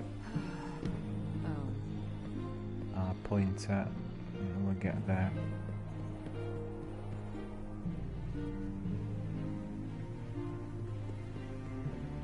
I like the way the Traveler is designed, looks beautiful. It's actually similar to Fort Tarsis, I have to admit. Or I should say Fort Tarsis does resemble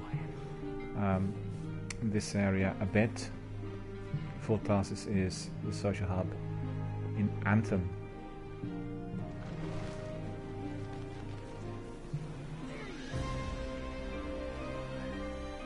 There she is, like Cora. It's all falling apart. So Vanguard, nice fire team, screenshot. the future reimagined. Okay.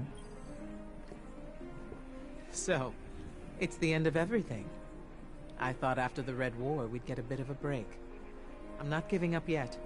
If nothing else, the Vex are methodical. They'd have a schematic of the forest, a map, and that map will show where Panoptes is. There's only one place they could possibly store that much data. The Pyramidion on Io. The Pyramidion on Io, I really hate that place. But before I accept these rewards, I need to make sure the weapons I've got are the most powerful, and actually these were not. 476, and then the last one will be 456. Yeah, 456. Grenade launcher. Just check out the rest because I picked up some stuff there in the wild. 460, 476, 483. Okay.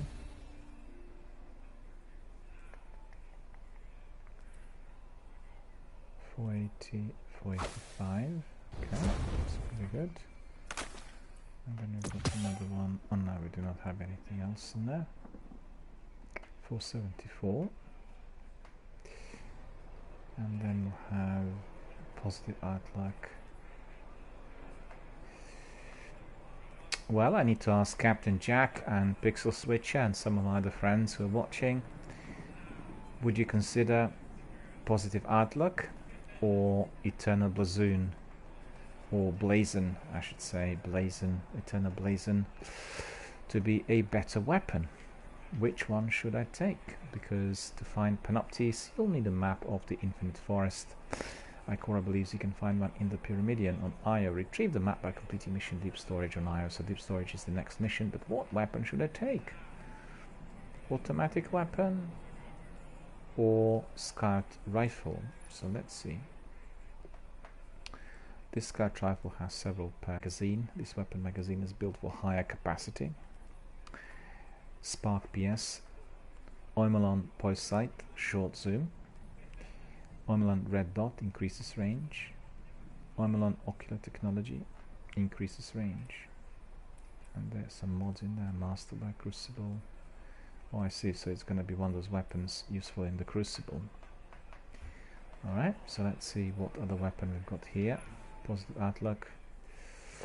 Kill clip. Reloading after kill rounds increase damage. Accurate rounds.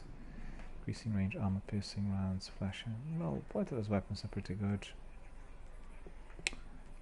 Which one do we take? Crucible. So they both can be used in the Crucible. Magazine of 17. Is it automatic?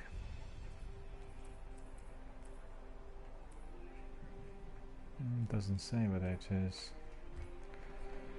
Well, I'll take this one. I'll take that scout rifle. So we'll take the scout rifle. The wise Ikora Ray advises and outfits warlocks as their vanguard. My character is a warlock, so therefore she is my first port of call always. Okay. New mission available. It will be on IO, so we are going to be going up. There is always I have some theories about the Traveler if you have a moment.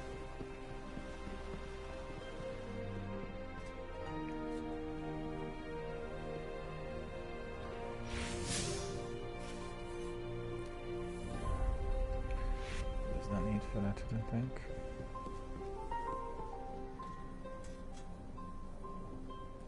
I've not been here before, look at this. What is hidden there?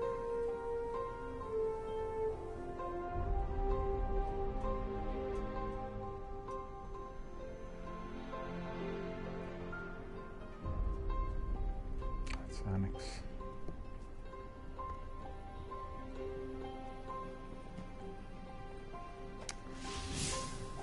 I don't really need this. Map.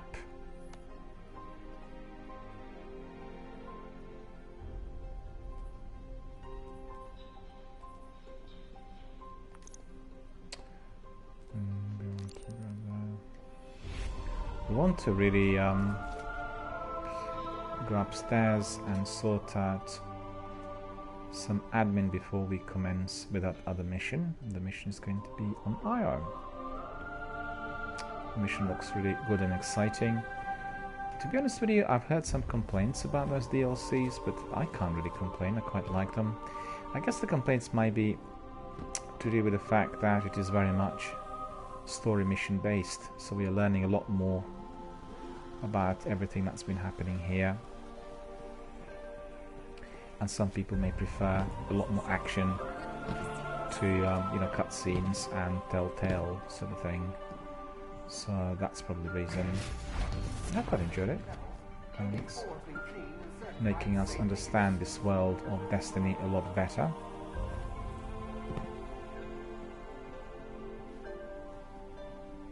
And Bungie did indicate that all additional content to be launched will be story based, so you know, it's obvious they were preparing for this for a while. See, this is so beautifully designed. European Dead Zone and Traveler, but then when I go to that IO, I think the environment is so flimsy, it's a bit like concept art, you know, it's just really hollow and without much detail. Alright, let's see what he has for us, if anything. 488, okay, so that's good, because that's better to the one we've got. Let's put this one on, and the other one we are going to get rid of. They actually said everything that you got in your vault you can get rid of if it's not really the top level. I've read the recent posting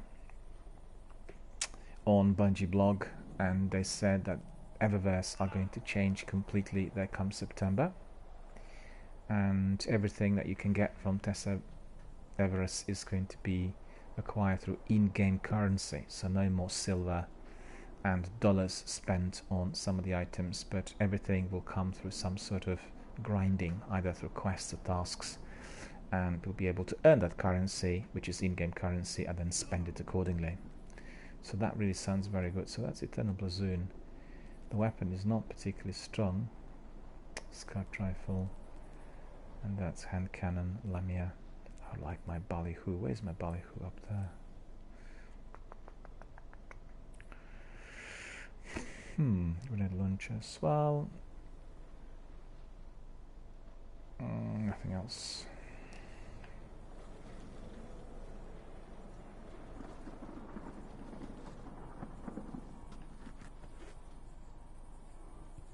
No word from Fenchurch today. We live in dangerous times, Guardian. I hope you have something for me that might help you make it safer. Let's see who else, if anyone, is here that we need to speak to. Come on. Map.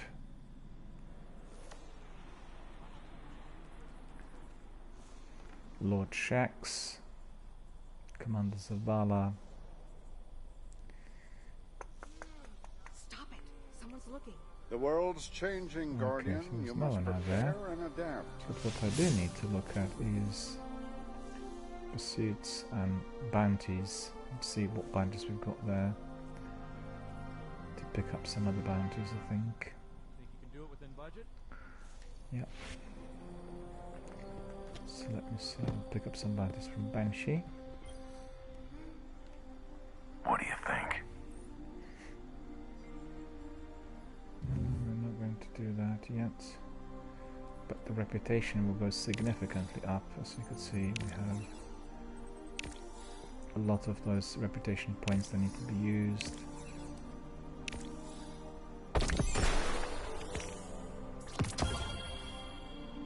Some rewards, power weapon.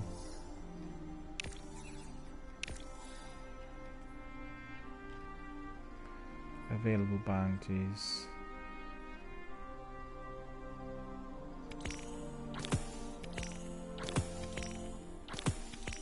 Done and done. Let's see what weapon I picked up in there. Oh, rocket launcher. That's quite good. What was that? Grenade launcher. We'll get rid of that one. Rocket launcher as well. Get rid of that one. Those will keep. Shotgun. Okay, so then that's a bit more powerful. Submachine gun as well.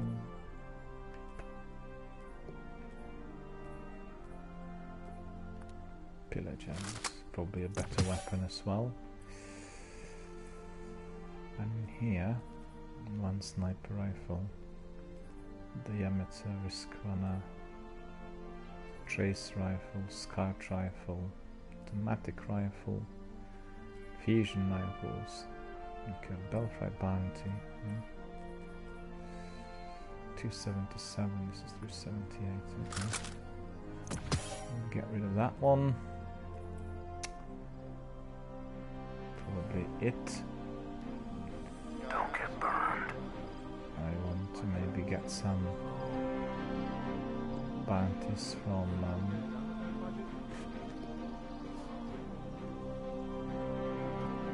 Tesseverus as well. Welcome to Eververse.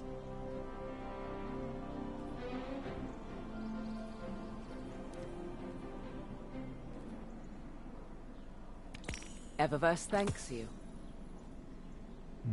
Don't have any more space by the looks of it. Thank you for shopping at Eververse. My pleasure, madam. I will be back after another hard battle. Fear God, honor the king. Postmaster of Scene.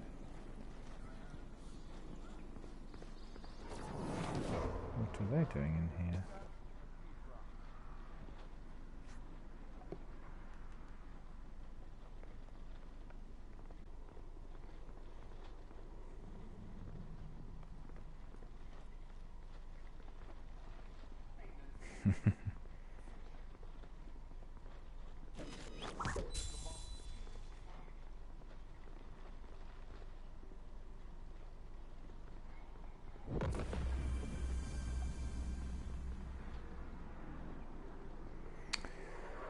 Well, as you can see, we are having a lot of fun here, but we need to do that mission, so we always come to this area, we have a look, think of the loved ones, of all the places we treasure the most, and then we proceed. And we're proceeding to our next mission. So we'll return to orbit, and then we'll just crack on. So the next mission was on Io, I think.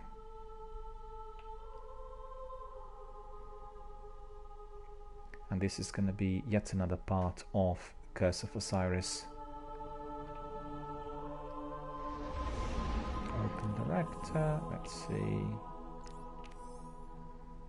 Curse of Osiris complete mission, deep storage on Io. Okay, so that is up here. Deep storage is here. And in order to get there, we'll have to be visiting the Rapture. Our friend Asher Mir is nearby. And guess what? It is in that Pyramidion, which I really do not like. But nevertheless, we are going to go there.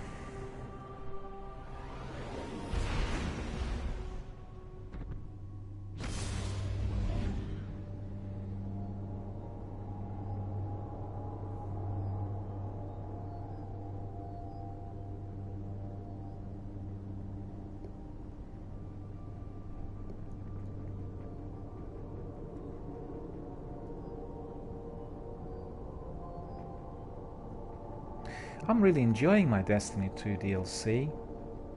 I've heard a lot of criticism directed at Bungie, but I don't really see the reason for that so far. The only problem I had was with, in fact, forgetting about milestones, and it might have been a glitch on the DLC, because once I completed the first mission or the first activity in Curse of Osiris, I didn't get any messages telling me where I had to go, and I assumed all activities would be on the same planet, which obviously was completely wrong. As you could see, the DLC is bringing us to a variety of different planets. So, you know. The fact that I want to be flying, I want to be exploring the area. You see this? This is just not as detailed as we get it elsewhere. Compare that with the area where we were. It's not detailed enough. It looks really hollow, half finished, looks a bit like concept art. I mean, if we didn't have the other maps, which were obviously presenting us with high quality detail, in-depth design and beautiful characters, then we'd say, well, fair enough, but it just doesn't. Yeah, I think they probably will remaster it eventually, and then we'll get a proper version that will be beautifulized, as we've seen in other games as well. What weapon is this? Scout rifle, I think. Okay. Or maybe a shotgun. Must be a shotgun.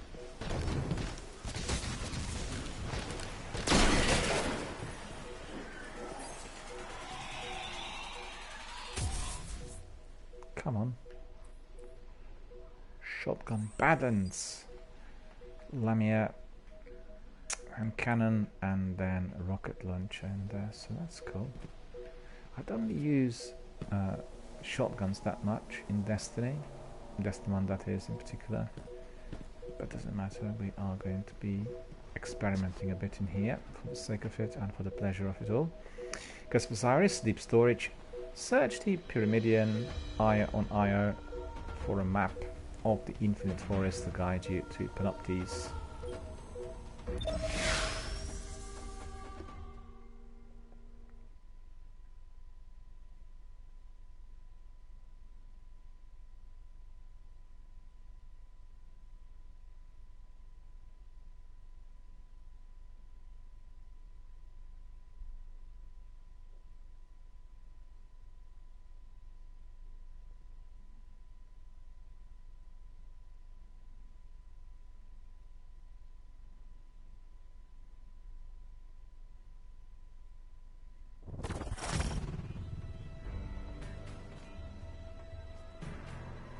Are you sure there's a map of the Infinite Forest here? If the Vex are trying to reshape the future, the Pyramidion is part of the plan. The map has to be here.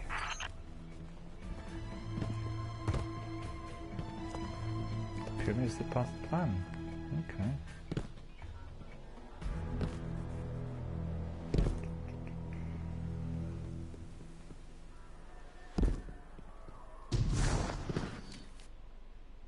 No, I'm going into the wrong direction. Look at it. Oop. Let's do that too. There.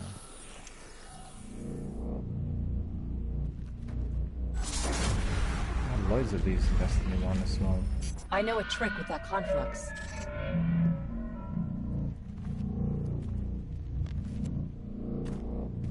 This one. Okay.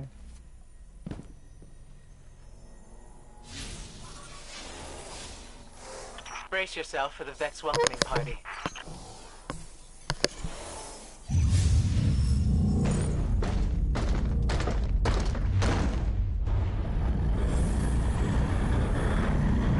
Or not. With me, you get the shortcuts.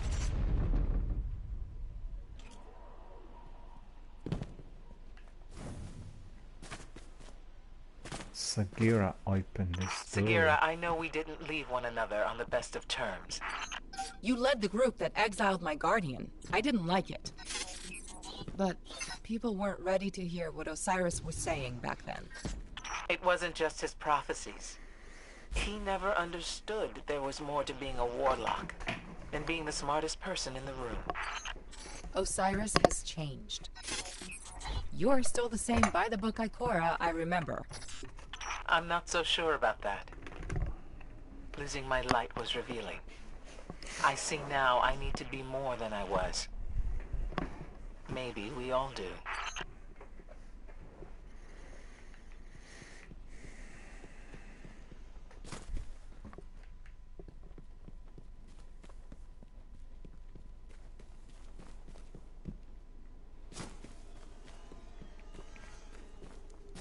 What is hiding in there is $1 million question.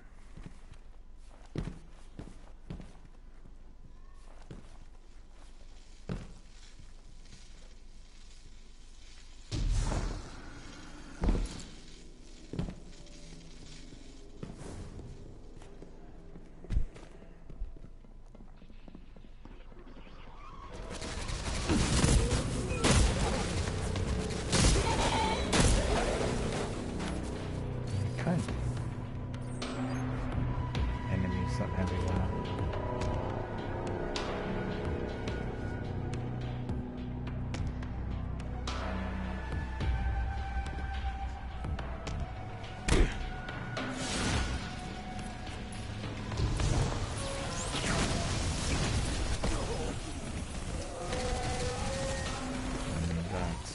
Sword back on. Sword back on.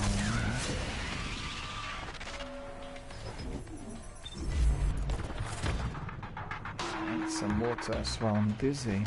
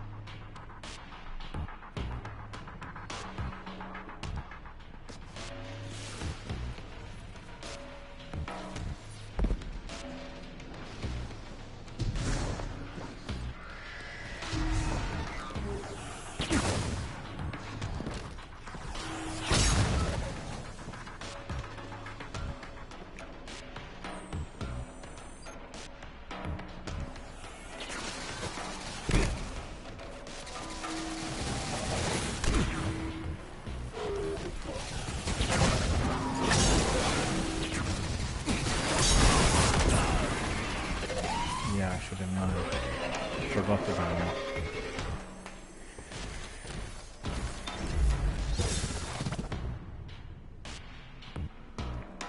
Sword burst charged.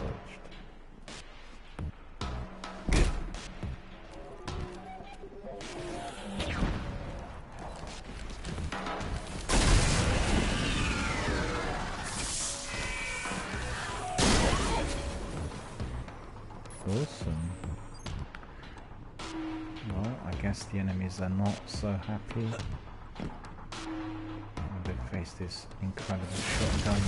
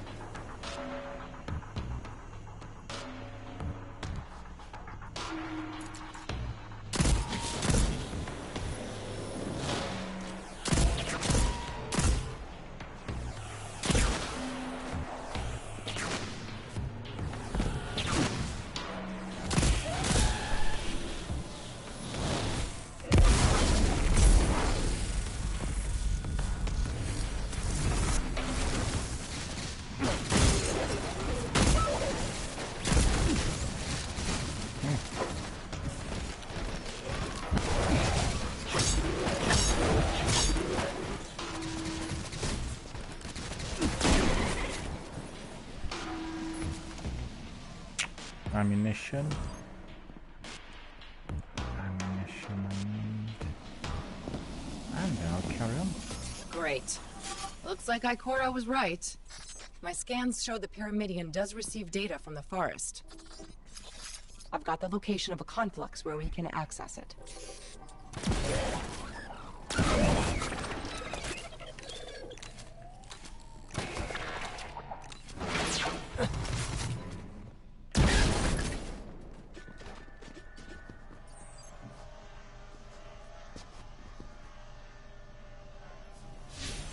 Okay, so it is down below.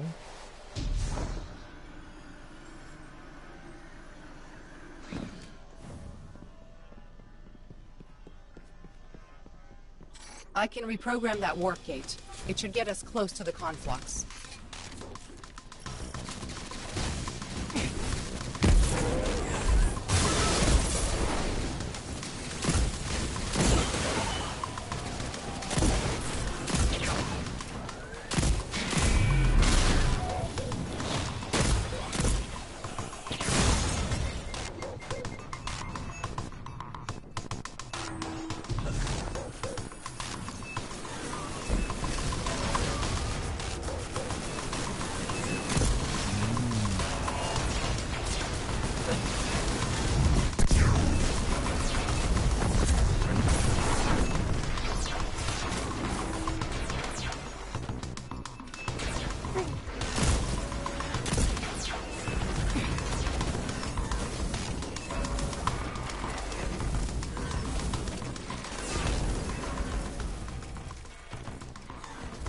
Rifle, and then maybe sniper.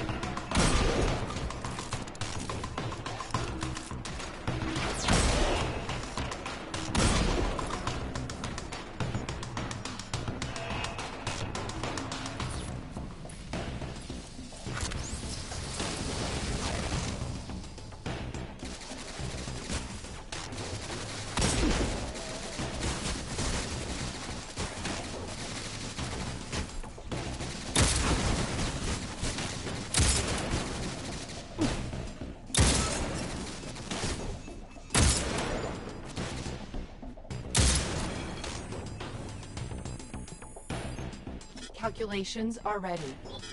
All you gotta do is jump through the hoop.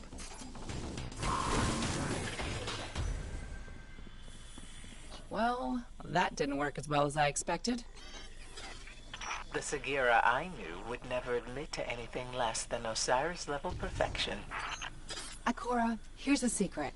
No one has ever lived up to Osiris's reputation. Not even Osiris.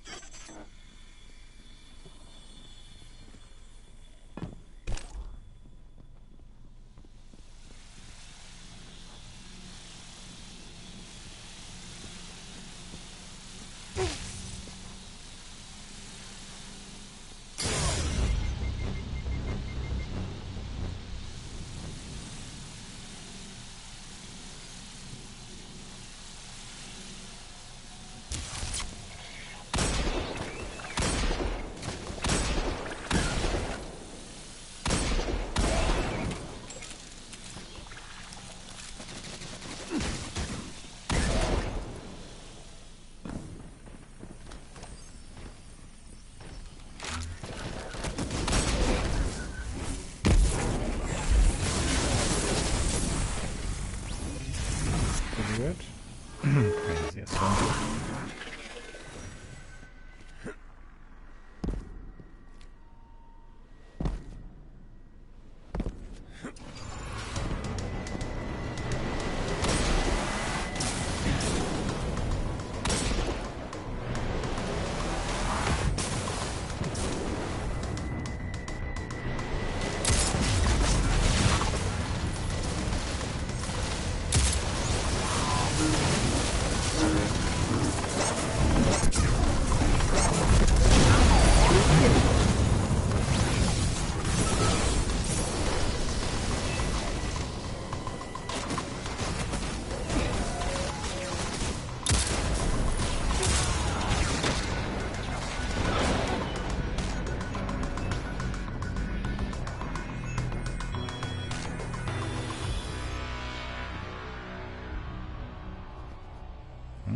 What's happening here?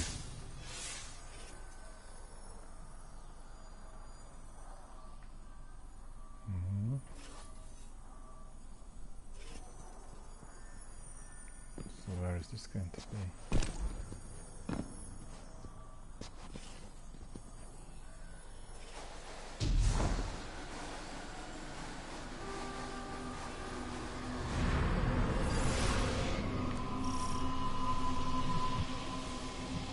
I can tell that the conflux is somewhere nearby, but the Vex must be cloaking it. Yep, that's correct.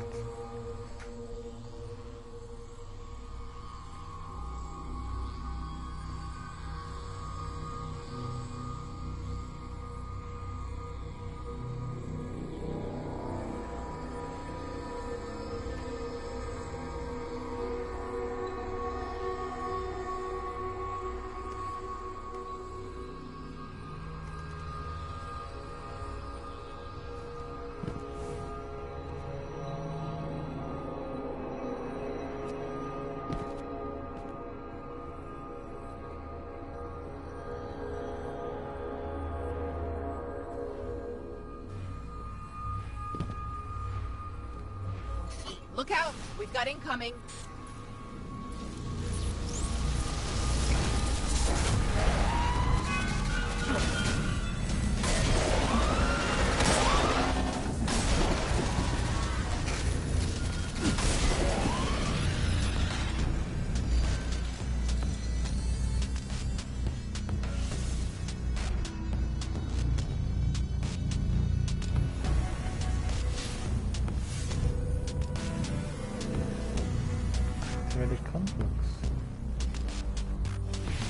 We were here before. Of course.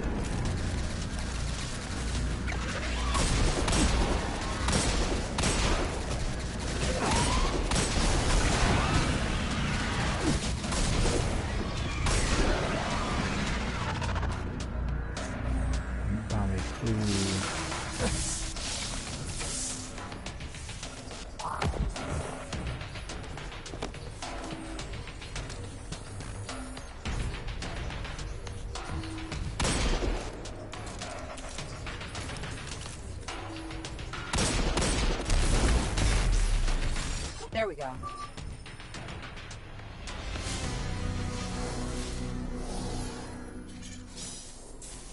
The map's not here. I don't understand.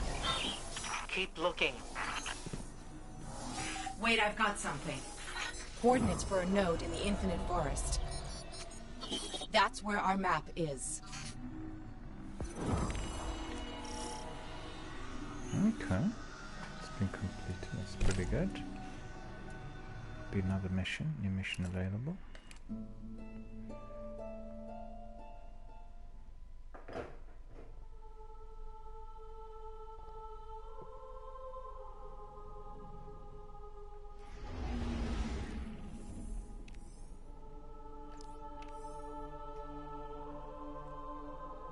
Tree of Probabilities on Mercury is the next mission, so that's pretty good. Before I do that, just want to see whether I managed to pick up anything in there at all. Nothing. Okay, so we'll go to Mercury.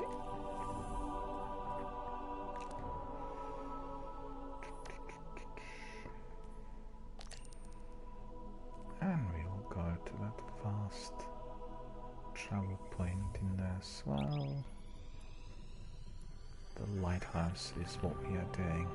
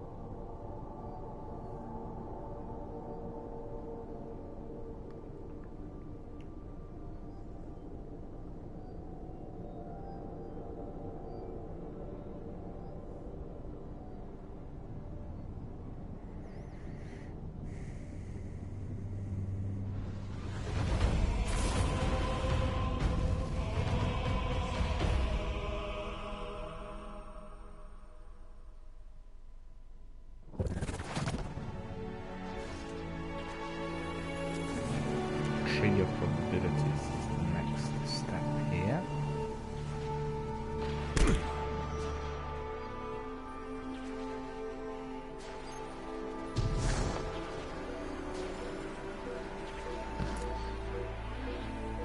Now you know where to find the map of the Infinite Forest. Go and get it. Because Osiris, Tree of Probability.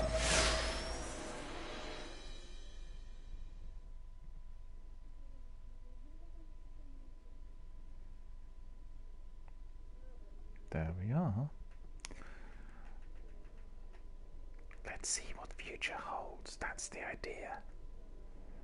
Curse of Osiris.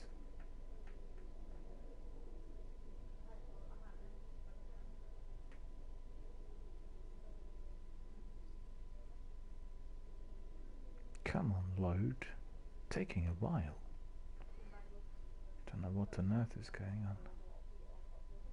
I have reports of Red Legion activity on Mercury.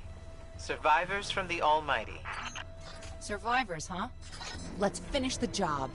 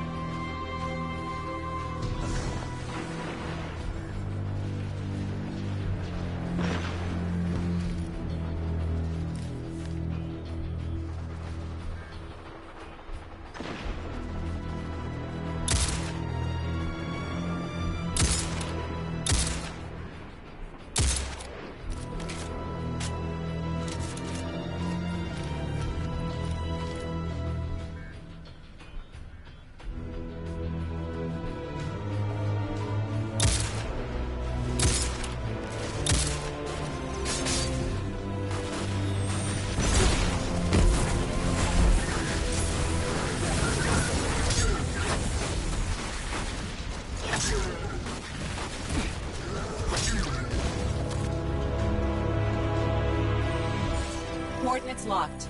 Let's get to that node. Then we can use the map to find Panoptes and stop the dark future.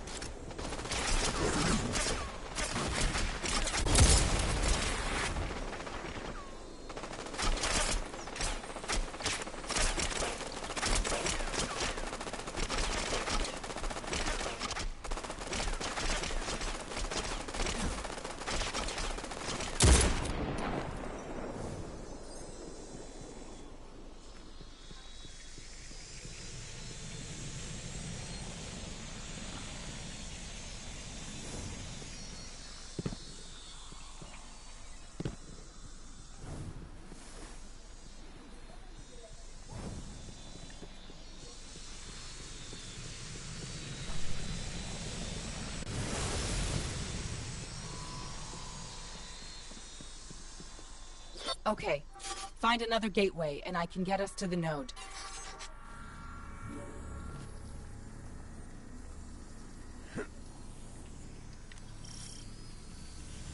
Find another gateway. Find the map of the Infinite Forest.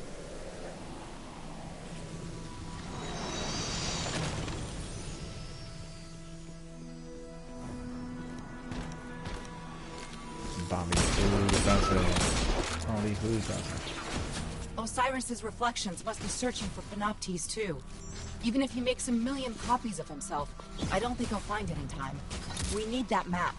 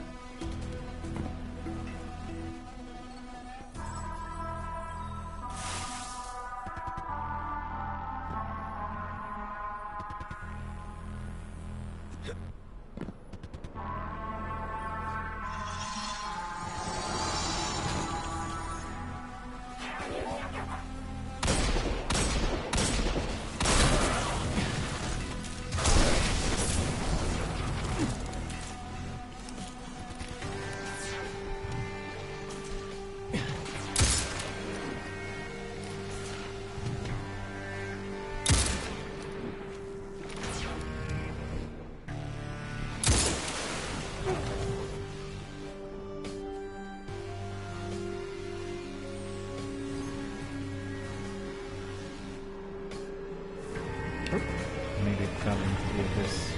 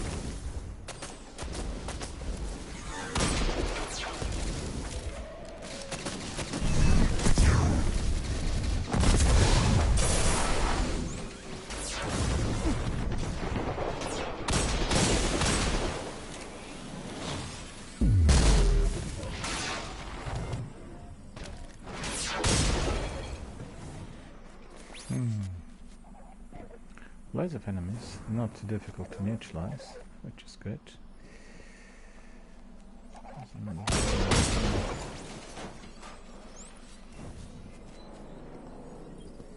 It is so humid, it's breathless in here.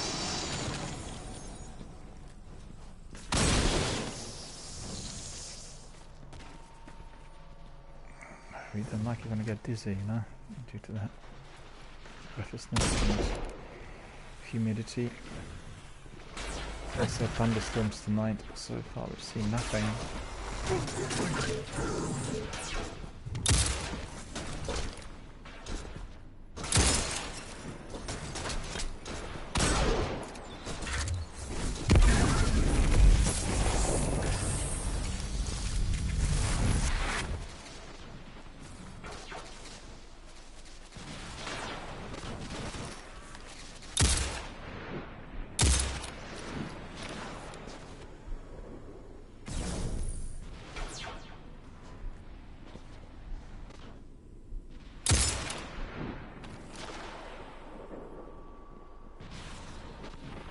Any more?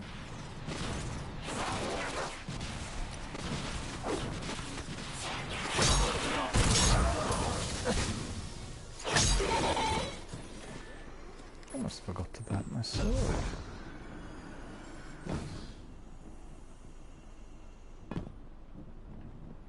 Oh, another gate up here. That's beautifully designed, as we said.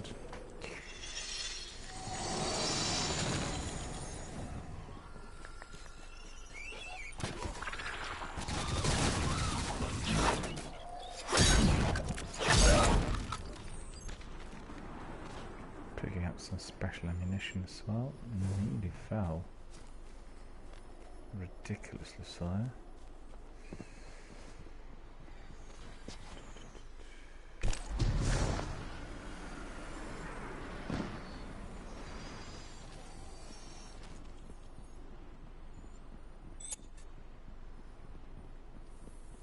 Where was that sniper?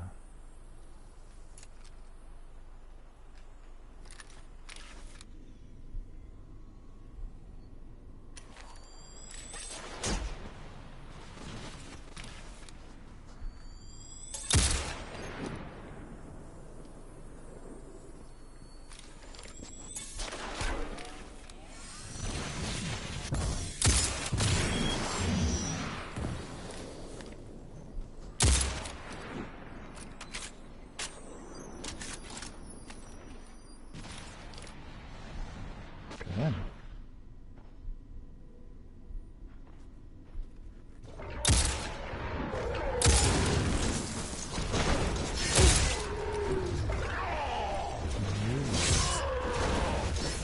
That is no fun.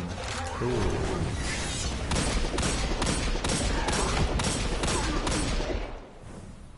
Witches. Aptag is here. Hello Aptag, how are you doing? Good to see you. Thank you for joining us and watching the broadcast. Thank you for being a member of our community. Destiny 2 Forsaken it is tonight. Curse of Osiris. First DLC is what we're doing at the moment. Thank you for joining us. Thank you for watching.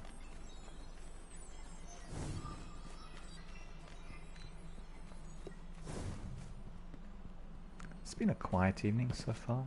Happy of our community veterans coming in, but overall it's been not as busy as usual. Sunday night, you know, people doing a few other things.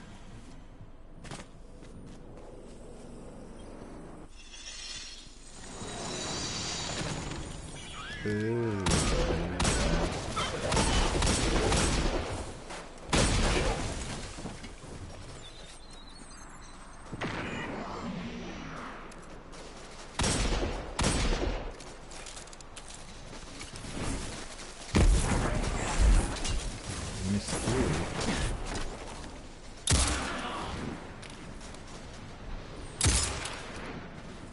Signs are so menacing.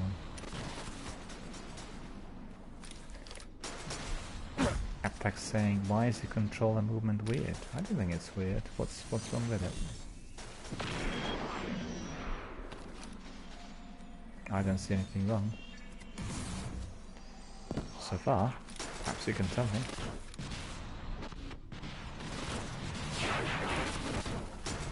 Ballyhoo.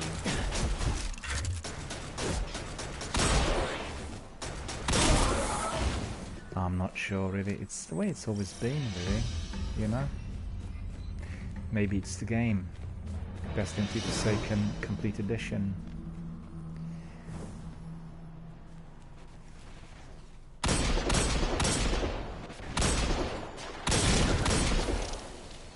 Oh! Sniper. Another one. I missed him. That one. Still one sniper left in there. Missed him again. Oh, 2 more.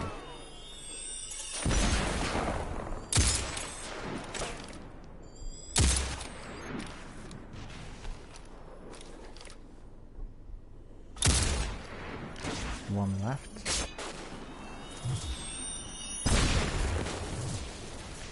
Aptek's asking why you're going for body shots. Just because I fancy them, you know.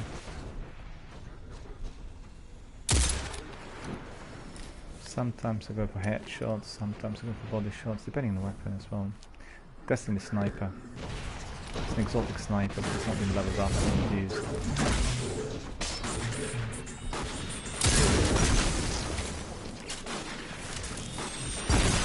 Oh, there's a sniper in there. Need to get away from here.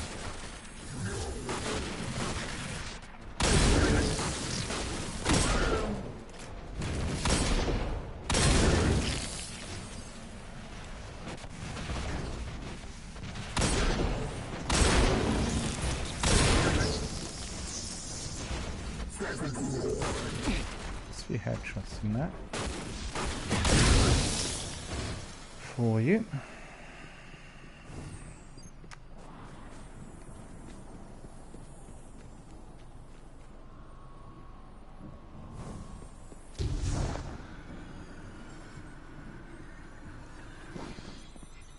Have you played Curse of Osiris as well? Do you know it?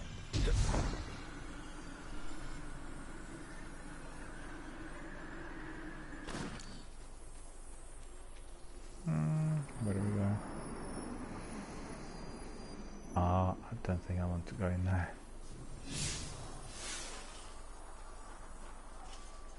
Just a moment. We need to find a way around to this. It must be here.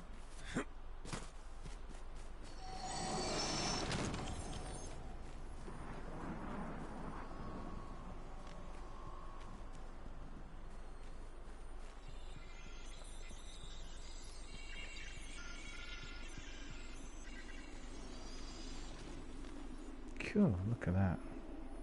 Water view. Wish I was there. Alright, so if we go up here.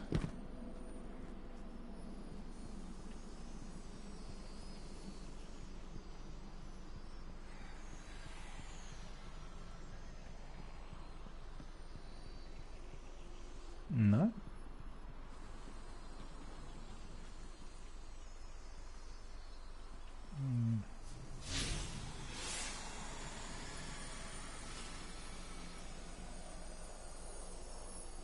So where do we need to go? Does anyone know?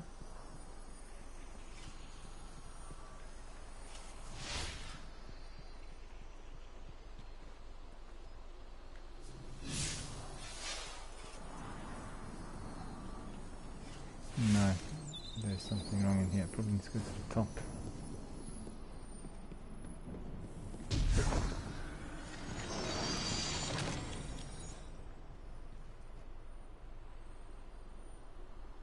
So what's that?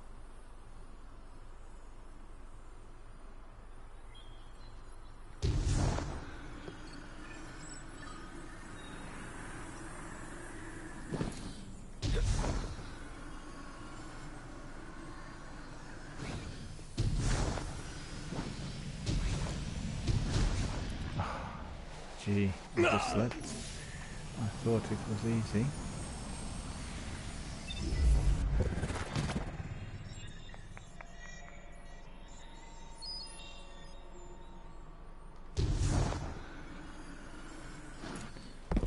Just because I didn't really pay enough attention, that's fine.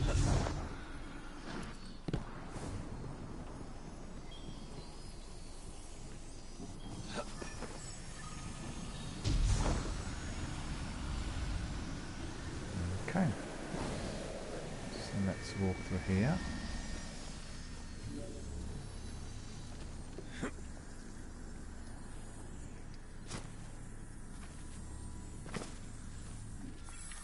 This is a combat loop, a simulation of the recent past when the Cabal attacked Mercury. The Vex must be testing alternative outcomes. Hostiles need to be terminated.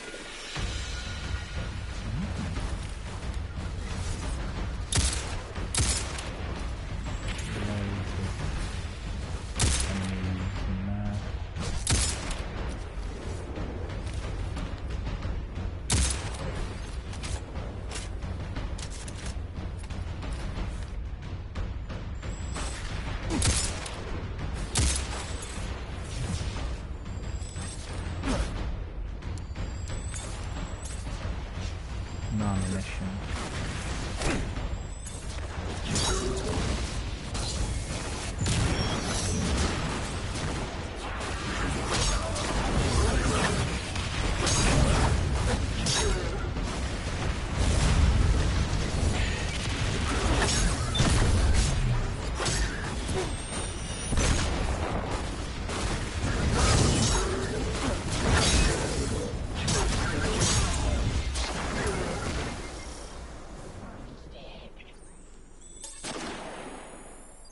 Use a spark to jump over.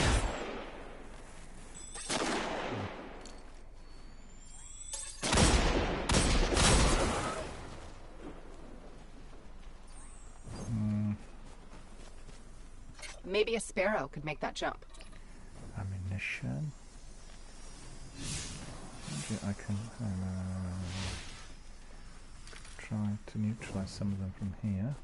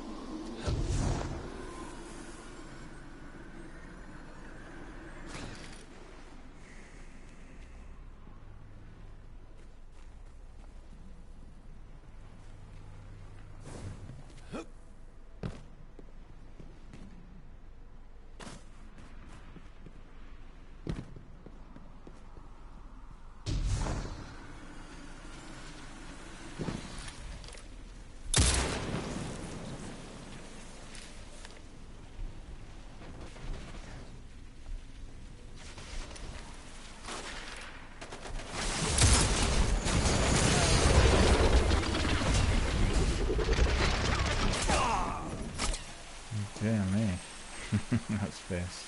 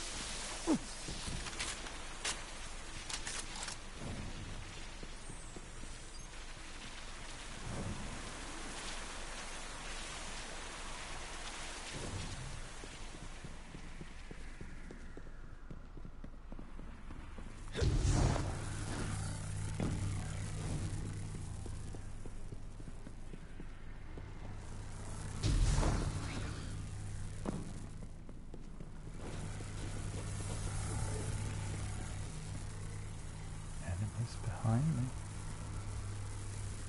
No. Must be just the radar detecting those beams.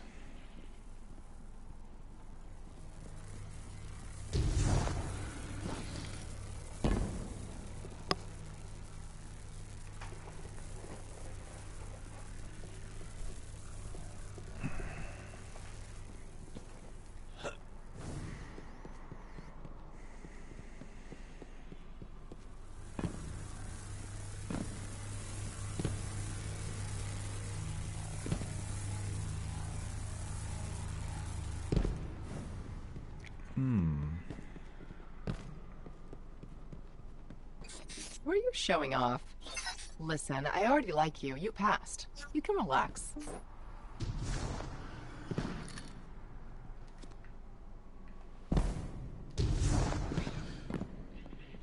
No hostiles so far. Nice and easy. The Vex must know we're after the map. They're redirecting the Cabal to destroy it. We have to hurry. Bolts it was. Yeah, many times before.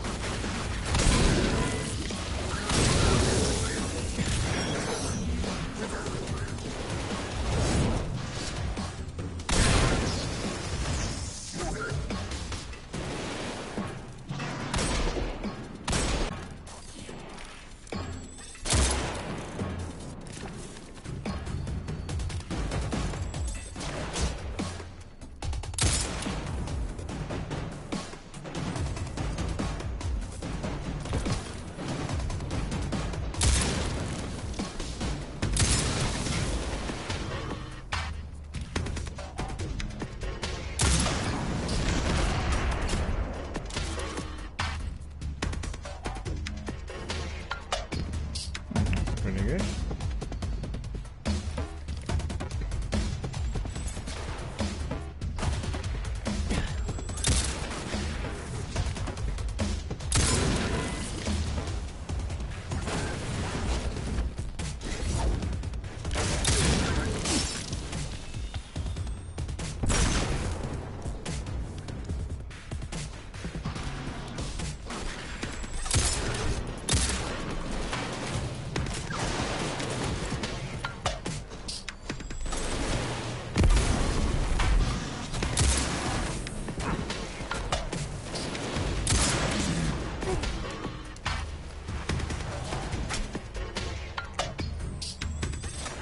This is annoying because I need some special mission. Excuse me.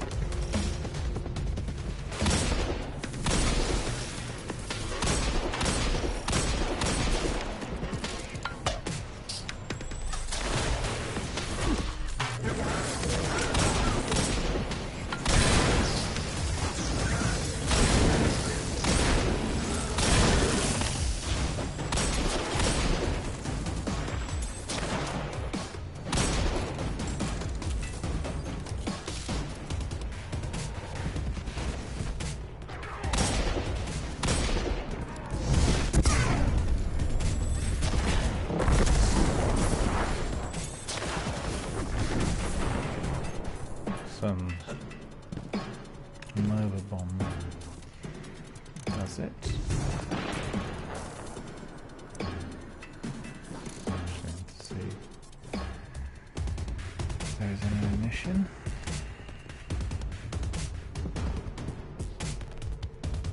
None.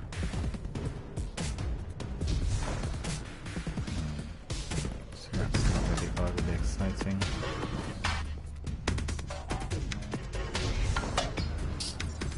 Look at that, ahead of us. That has to be the map. The Infinite Forest is a doomsday machine, but when you see it like this, it's almost beautiful.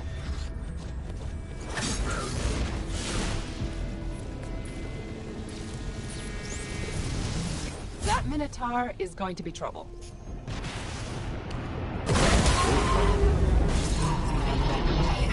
And he's gonna be worse.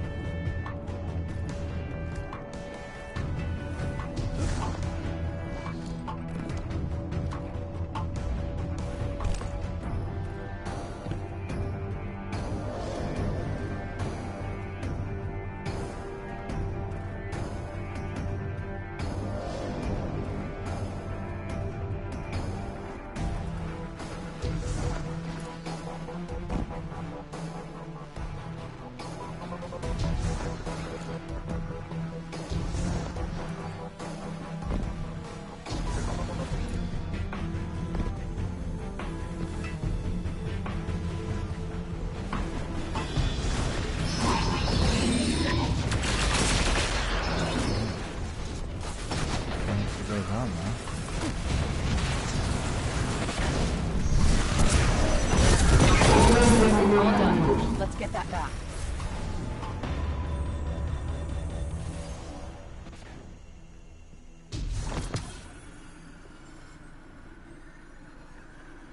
Is it tree of probabilities? Access the map, inspect the terminal. Oh, no.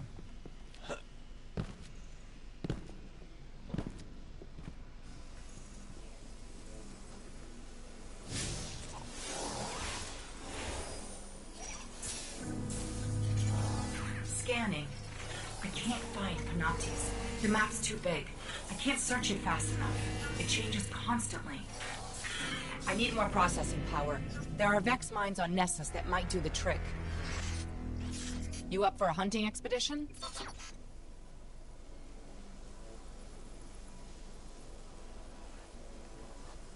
It's probably mission complete. Yep, that's right. New missions available. Let's see what these are.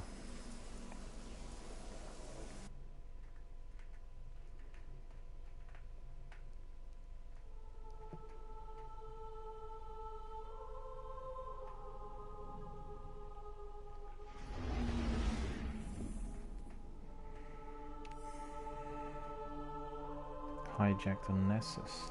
Okay. Select the rest in here first.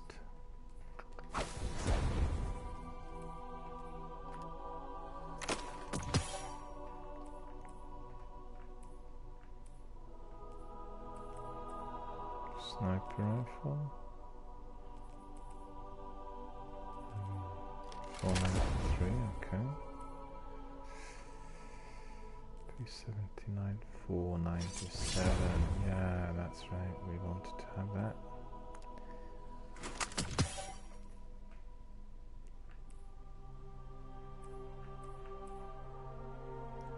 Ballyhoo. Cool.